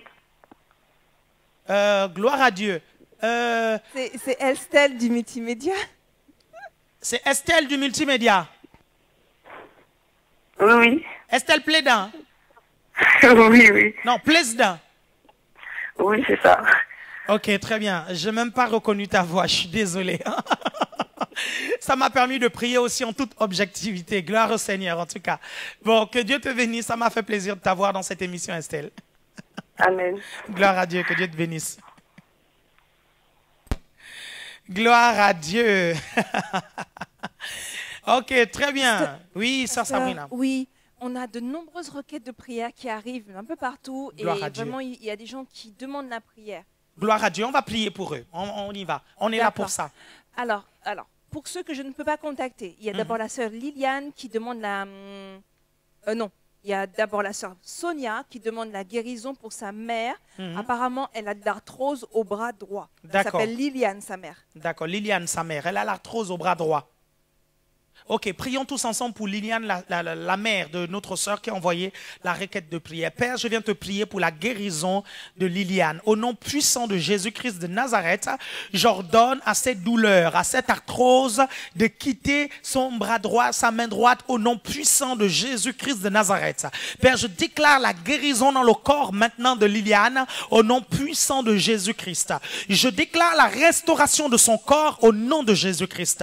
Liliane, je dis que tu es guéri au nom de Jésus. La maladie n'a pas de place dans notre corps. Alors je déclare la santé divine au nom puissant de Jésus-Christ de Nazareth. Père, je te remercie parce que par tes meurtrissures, nous avons déjà été guéris. Et je viens réclamer la guérison divine que tu as acquise à la croix de Golgotha pour ma sœur Liliane. Au nom de Jésus, je déclare maintenant qu'elle est guérie. Je déclare maintenant que toute douleur dans son corps disparaît maintenant au nom de Jésus. Père, je te remercie parce que toute douleur dans les articulations disparaît, parce que toute douleur dans les muscles disparaît, parce que toute douleur, quel que soit l'endroit dans le corps, disparaît maintenant au moment où je suis en train de prier. Père éternel, à travers les ondes, tu libères maintenant l'onction de guérison. À travers les médias, tu libères maintenant l'onction de guérison. Père, je te remercie parce qu'il n'y a pas de distance dans le monde spirituel et que cette émission est maintenant un point de contact entre ma sœur et l'onction qu'il y a maintenant dans cet endroit. Père, je prie maintenant qu'au moment où je suis en train de parler, Père, que ton onction quitte maintenant l'endroit où je suis et pénètre maintenant dans le corps de Liliane. Au nom de Jésus, je déclare ma sœur guérie et libérée au nom puissant de Jésus. Satan, je t'ordonne d'enlever tes mains sales de son corps dans le nom puissant de Jésus et je t'ordonne de ne plus jamais revenir. Au nom de Jésus. Amen. Gloire à Dieu. Continuez à envoyer vos requêtes de prière. Gloire à Dieu. Je sens l'esprit de guérison. Je sens l'onction de guérison. Oui, ça, Sabrina. Oui, alors j'ai une requête de prière d'une sœur qui s'appelle Tembiwe. Oui. Je ne sais pas d'où elle nous a contactés, mais elle nous dit que ça fait 2 jours que son témoignage intérieur lui fait perdre sa paix. Elle est très inquiète, elle a peur d'avoir pris la mauvaise décision et elle prie Dieu de lui révéler en fait l'erreur qu'elle a pu commettre et comment la réparer. D'accord, très bien. Ok. Sœur en Christ, généralement quand le témoignage intérieur se manifeste, c'est par rapport à une décision que nous avons prise récemment. C'est très simple. Il suffit juste que tu essayes de repérer le moment où cette paix t'a quitté. À partir de ce moment-là, tu essaies de voir toutes les décisions que tu as prises autour. Et là, tu les scrutes une à une et tu essaies de faire marche arrière et tu verras ta paix revenir en fait.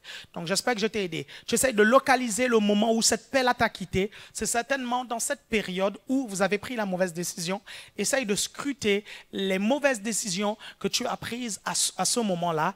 Et voilà, et tu retrouveras effectivement celle qui t'a enlevé ta paix. Seigneur, je te remercie parce que tu es le Dieu qui guide, tu es le Dieu qui conduit, tu es le Dieu qui parle. Père, tu as dit dans ta parole, lorsque tu prendras le mauvais chemin, tu entendras une voix autour de toi te dire, stop, voici le chemin.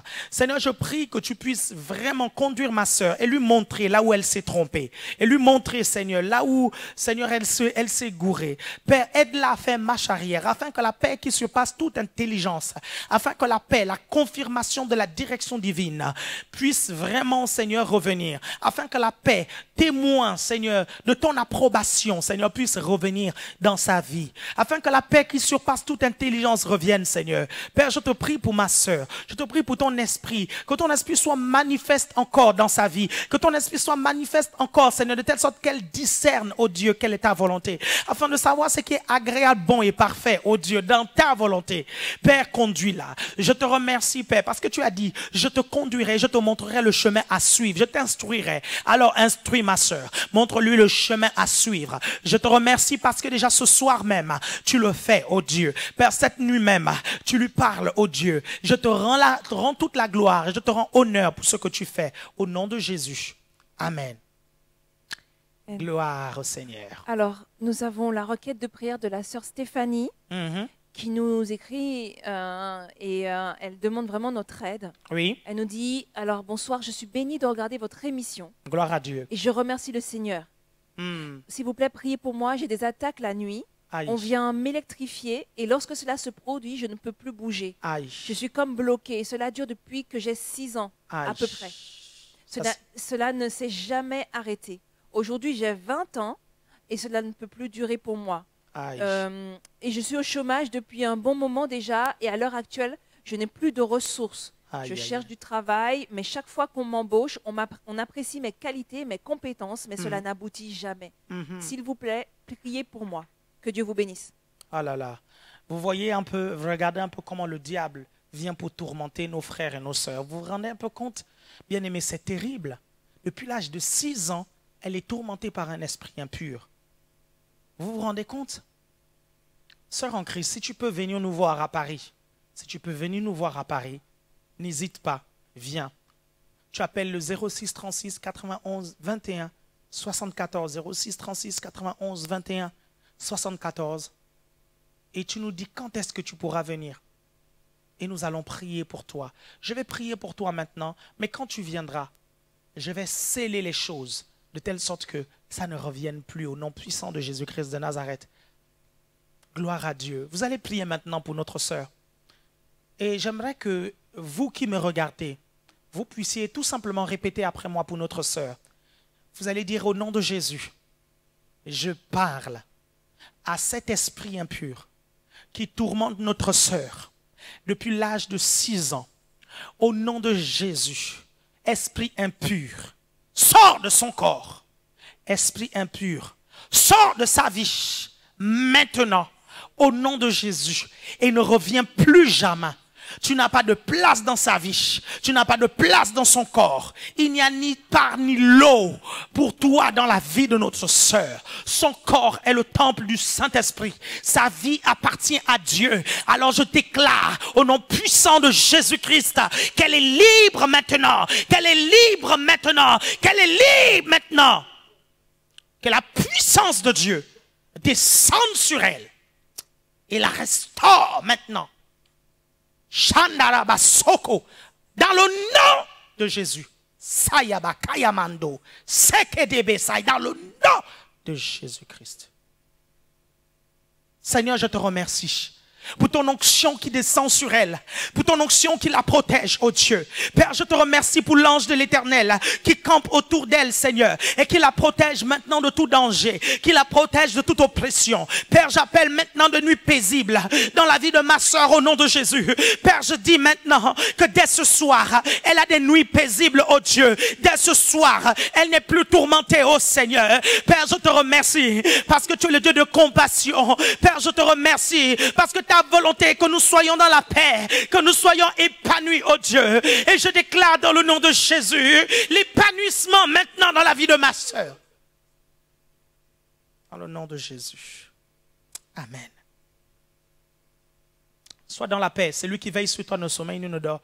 Ma sœur, tu as reçu l'autorité. Tu as reçu l'autorité. Jésus a dit, voici, je vous donne le pouvoir de marcher sur les serpents, sur les scorpions et sur toute la puissance de l'ennemi. Et rien ne pourra vous nuire. Est-ce que tu comprends? Rien ne pourra te nuire. Tu dois tout simplement t'asseoir sur ce verset biblique-là et le libérer, le confesser, déclarer, je suis protégé par Dieu, je suis gardé par Dieu. Le diable ne peut rien dans ma vie. Tu déclares ça tous les jours. Le matin, quand tu te lèves, tu déclares la protection de Dieu. Le soir, avant de dormir, tu pries et tu déclares la protection de Dieu. Tu restes dans la foi, ma sœur, et je t'assure, ma sœur, que la protection de Dieu va se manifester dans ta vie. Gloire à Dieu. Gloire au Seigneur. Pasteur? Oui, sœur Sabrina. Pasteur, nous avons en ligne la sœur Félicité. D'accord, ok. Félicité, pardon. Oui. Elle aimerait que nous puissions prier pour son frère. Donc apparemment, il a été emprisonné. D'accord. Et elle aimerait que nous puissions intervenir dans la prière. Gloire à Dieu. Gloire à Dieu. Sœur Félicité, bonsoir. Bonsoir, pasteur. Très bien. Vous êtes en ligne, on vous écoute. Oui, je vous appelle pour mon frère qui est à Abidjan. D'accord. Il a été emprisonné depuis quelques années là. Ok. Pour les raisons politiques. Pour les raisons politiques. Donc j'aimerais que vous me souteniez dans la prière. D'accord, très bien, on va prier pour vous. Oui, depuis qu'il y a eu la guerre. Ok, très bien. Ok, chers internautes, nous allons prier pour ce frère, pour le frère de notre sœur qui est emprisonné pour des raisons politiques, vous voyez. Et vous savez, dans certains pays où parfois la liberté politique et la liberté d'expression n'est pas garantie, on peut avoir ce type d'aléas. Et ça peut arriver à n'importe qui, vous voyez, ça arrive à notre sœur, ça peut aussi arriver à un de vos proches, un de vos parents. Ne blaguez pas avec ça, c'est pour ça que vous devez prier avec toute la compassion nécessaire pour que Dieu puisse faire grâce. Élevons nos voix tous ensemble et prions maintenant pour que Dieu touche le cœur des autorités afin que cet homme soit libéré. Père, je te remercie parce que tu es capable de faire quelque chose. Seigneur, je te remercie parce que pour le bonheur, pour l'épanouissement de ma sœur, tu interviens en faveur de cet homme, oh Dieu. Père, je prie maintenant que tu touches les autorités politiques de ce pays, de telle sorte que, Seigneur, ce monsieur soit libéré. Père, crée une circonstance, oh Dieu, de telle sorte qu'il soit libéré, oh Dieu. Père, merci. Parce que tu sais que la libération de cet homme apportera de la joie dans sa famille, apportera de la joie dans le cœur de ma sœur, oh Dieu. Père, en vertu, Seigneur, de ton alliance avec elle, oh Dieu. Père, tu as promis, Seigneur, lui faire marcher dans l'épanouissement et dans la joie. Je prie, mon Père et mon Dieu, que tu puisses, Seigneur, opérer un miracle maintenant.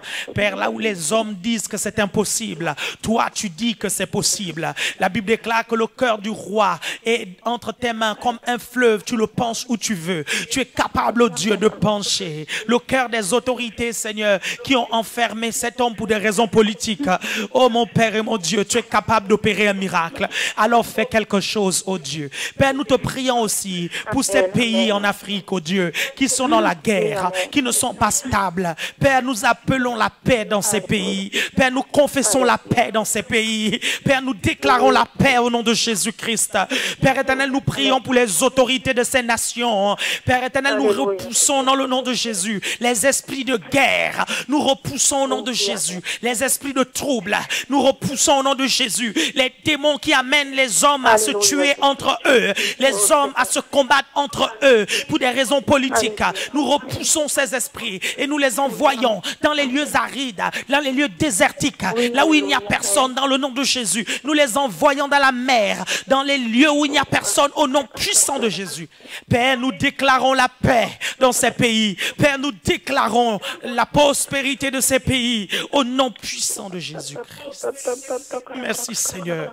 Merci Seigneur. Aie compassion de cette famille, oh Dieu. Aie compassion de cette famille, oh Père. Aie compassion, Seigneur. Interviens, mon Père et mon Dieu, en leur faveur. Père, je te remercie parce qu'au moment où nous sommes en train de parler, tu es déjà en train de faire quelque chose, oh Dieu. Au moment où nous prions, Seigneur, tu es déjà en train d'agir, oh Dieu. Nous savons que nous ne prions pas en vain. Nous savons que nous ne parlons pas en vain, oh Dieu. Nous ne prions pas un Dieu mort, Seigneur. À qui d'autre irions-nous? Tu es un Dieu vivant. Tu es un Dieu fort. Tu es un Dieu puissant. Et tu peux intervenir, Seigneur. Je te remercie, Seigneur. Amen, amen. Merci, Seigneur. Amen. Amen, amen. Amen. Sœur en Christ, j'apprécie beaucoup que vous ayez envoyé votre requête de prière. Ah, merci, pasteur. Parce qu'il y a des gens, en fait, qui vivent peut-être la même situation que vous et qui hésitent à envoyer la requête de prière. Ils se disent, non, est-ce que c'est possible qu'on prie pour eux ou pas? Oui, c'est possible. Et je crois que le Seigneur est déjà en train de faire quelque chose pour votre frère. Amen, amen. Écoutez. Oh oui, j'ai confiance, j'ai foi. Lui, il a accepté Jésus dans sa cellule en plus, alors. Amen. Il a accepté, parce qu'il n'est pas sauvé, mais il a accepté... Amen. Il a accepté Jésus dans la cellule, donc c'est déjà quelque chose. Le Seigneur le fait en vertu de l'alliance que vous avez avec lui, en fait. Gloire à Dieu. Il le fait à cause de votre foi. Gloire Amen. au Seigneur. Gloire à Dieu. Que le Seigneur vous bénisse, Amen. sœur en Christ. Merci beaucoup d'avoir Amen. envoyé votre Merci requête de beaucoup, prière. pasteur. Que Dieu vous bénisse. Merci. Ah, gloire au Seigneur. Vous êtes nombreux à envoyer vos requêtes de prière. C'est une très bonne chose. Nous sommes là pour vous aider, pour vous servir. Certains d'entre vous, vous avez du mal peut-être à envoyer votre requête de prière. Je vous explique. Vous allez sur le site évangile.tv. Évangile.tv. Et vous remplissez le formulaire qui est juste en bas du player. Vous cliquez requête de prière. Et là, vous mettez votre nom, votre prénom. votre numéro de téléphone, votre email, et nous allons vous rappeler, bien-aimés, pour prier avec vous. Sachez aussi que cette émission sera rediffusée sur www.évangile.tv. Vous cliquez sur replay. Allô, le ciel est ouvert. Et dès demain matin, cette émission sera déjà sur le site évangile.tv. Donc, pour certains d'entre vous, vous voulez suivre à nouveau, regarder à nouveau l'enseignement sur le ministère des anges que j'ai donné au tout début, ou vous voulez à nouveau prier avec nous, vous pouvez tout simplement aller sur le site évangile.tv. Sur ce site, oui, ça, Sabina. Oui, pasteur, nous avons la requête de prière du frère Daniel. D'accord. En fait, il nous dit qu'il aimerait être délivré du péché d'immoralité sexuelle. D'accord. Et des sorciers qui l'oppressent. D'accord. Et de chercher le royaume de Dieu et sa justice de tout son cœur et d'en faire sa passion chaque jour. Très bien. OK. Gloire au Seigneur. J'ai écrit un livre, Libre des péchés sexuels. Bon, j'ai ici le DVD. J'ai ici le DVD, Libre des péchés sexuels. Un DVD qui vous aidera véritablement à comprendre comment être délivré de ces soucis, en fait. Et il vous aidera à comprendre comment tenir votre chair assujettie pour mieux avancer avec le Seigneur. Voilà, donc vous pouvez aller sur notre boutique en ligne www.alainpatrick.fr. Vous savez, tous les achats que vous faites sur cette boutique en ligne, nous réinvestissons cela pour le média. Très souvent, il y a des gens, il y a quelques personnes qui n'ont rien à faire en fait, de leur temps, qui se mettent à nous insulter sur Internet, laisser des messages insultants parce que, soi-disant, nous avons une boutique en ligne et nous demandons aux internautes d'acheter nos produits. Certaines personnes pensent que cet argent-là passe dans ma poche. Bien aimé, si seulement vous saviez comment moi je vis, en fait, je pense que certains d'entre vous qui critiquez, s'il faut dire comme ça, vous ne le ferez plus, en fait. Tout ce que vous donnez, en fait, nous réinvestissons ça dans le ministère média. Juste à la fin de l'émission, je vous encourage de jeter un coup d'œil sur le site alainpatrick.fr et voir ces matériaux que nous mettons à votre disposition. Il y a des matériaux en téléchargement, il y a des matériaux, des DVD, des livres aussi. Et à chaque fois que vous achetez quelque chose sur la boutique, nous réinvestissons pour développer l'émission. Regardez, écoutez, cette émission existe déjà depuis 2008 en fait, depuis 2008, vous faites le calcul, 2009, 2010, 2011, depuis, oui, 2008, 2009, 2010, 2011, 2012, 2013, 2014, ça fait 6 ans que cette émission existe et ça fait 10 ans que nous avons un ministère média. Pour ceux qui connaissent l'ancienne version de l'émission, oui, ça, Sabina. Oui, excuse-moi de t'interrompre, pasteur. Ok. Nous avons une sœur en ligne. Ok, très bien. Toi seul as le droit de m'interrompre ici. Alors, nous avons avec nous... Parce que tu prends les requêtes de prière des internautes et nous sommes là pour les internautes, sœur Sabrina. D'accord. Nous avons avec nous la sœur Sheila. D'accord. Qui se trouve en Guyane. Gloire à Dieu. Donc apparemment, elle aimerait que nous puissions prier pour elle. Elle est sortie de l'hôpital, mais actuellement, elle est encore... elle nous dit gonflée de la tête jusqu'aux pieds. Aïe, ok. Sœur Sheila, bonsoir. Bonsoir, pasteur. Ah là là, il fait quelle heure en Guyane? Il est quelle heure? Il y a 6h moins 10. Il est 6h moins 10. Oui. Gloire à Dieu. Ok, vous êtes en ligne, les internautes vous écoutent. Nous allons vraiment prier pour vous et nous prenons à cœur vraiment votre sujet de prière. Vous pouvez nous dire ce qui se passe? Oui. Allez-y, sœur. Qu'est-ce qui se passe? Je ne sais pas, parce que je suis à l'hôpital et je suis commencé à avoir la fièvre qui a 22 jours qui n'a jamais tombé. Le docteur fait moi toute analyse et je ne sais pas, il n'a pas rien, j'ai gagné, mais ma ventre qui est gonflée depuis au pied, qui saute dans ma ventre. Ok. Et votre corps est gonflé? Oui, tout mon ventre gonflé et mon pas qu'à respirer. Ok, et les médecins disent quoi? Comment? Qu'est-ce que les médecins disent? Je ne sais pas. Ok, très bien, nous allons prier. Ça, c'est un esprit impur. Ça, c'est un esprit impur. Ok, gloire à Dieu. Nous allons prier maintenant. Sœur en Christ, vous allez mettre tout simplement la main sur vos têtes maintenant. La main sur la tête? Voilà, la main sur la tête, oui. Oui, exactement, je sais. Très bien. Ok, gloire à Dieu. Je vais prier maintenant. Oui. Seigneur, je prie maintenant que ton onction descende maintenant sur elle au nom de Jésus. De la tête jusqu'à la pointe des pieds, je libère ton onction maintenant.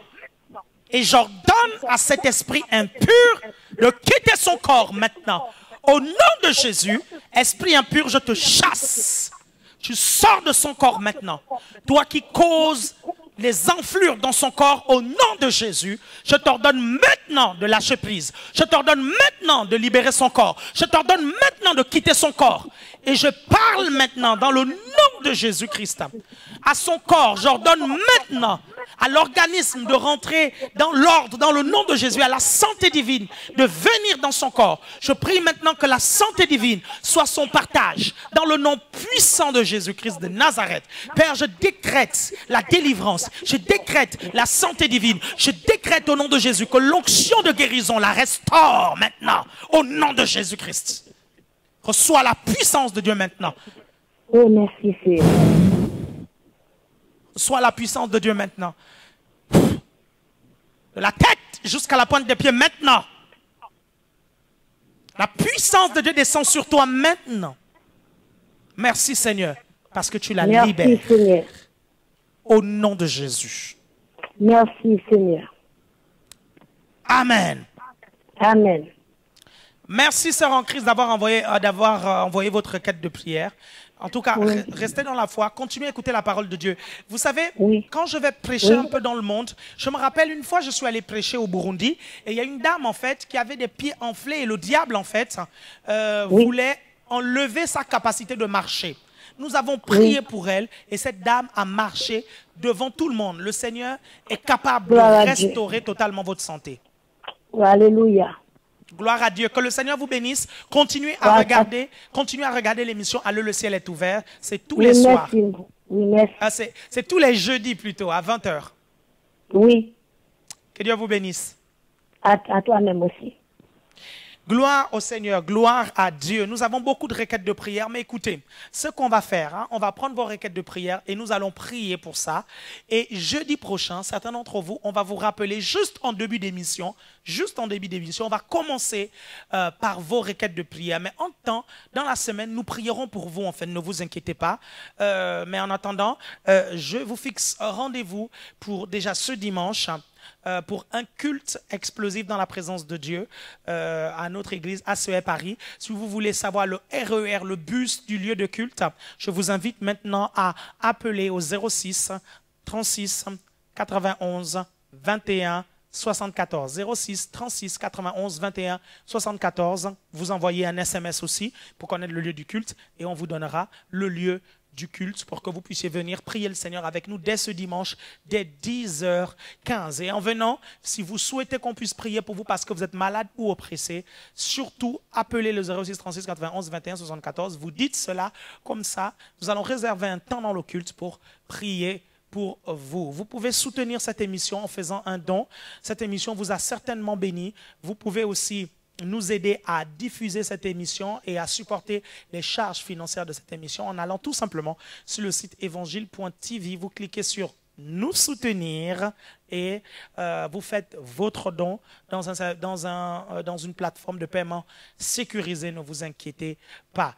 Donc, je vous dis déjà, ce dimanche, le culte sera rediffusé en direct dès 10h15. Sinon, je vous dis à jeudi dès 20h00, nous allons parler des moyens par lesquels Dieu passe pour parler à un homme. Il y avait donc à la réalisation la sœur Cynthia Falia avec la sœur Muriel Mafoy et d'autres personnes. Nous avons eu aussi la sœur Sabrina Samid. Nous avons eu au téléphone la sœur Victoire Difatoji. Et nous avons eu donc à la caméra le frère Jimmy De Souza. Excusez-moi. C'est la salive. Nous avons eu donc à la caméra le frère Jimmy De Souza, le frère Damas Ambiero, le frère Armel aussi. Nous avons eu le frère Syriac et beaucoup d'autres personnes. À la foule, la sœur Sandrine Barano. Nous avons eu aussi au son la sœur Daphné Ambiero et Marisa Ambiero. C'était le pasteur Alain Patrick. Marisa, non, Marisa ne s'appelle pas Ambiero. My goodness. Marisa s'appelle Marisa Ferté. Ce serait dramatique de dire que Marisa s'appelle Ambiero. Marisa Ferté. Voilà, merci beaucoup de m'avoir précisé. Ok, je vous dis donc à la semaine prochaine pour tous les membres de l'ACER ou toutes les personnes qui n'ont pas d'église et vous êtes en Île-de-France, vous voulez nous rejoindre, venez, l'ACER vous attend. Vous appelez au numéro indiqué et nous vous dirons comment faire pour venir au culte. Que le Seigneur vous bénisse. Je vous souhaite de passer une agréable soirée dans la présence de Dieu. Ciao, bye bye.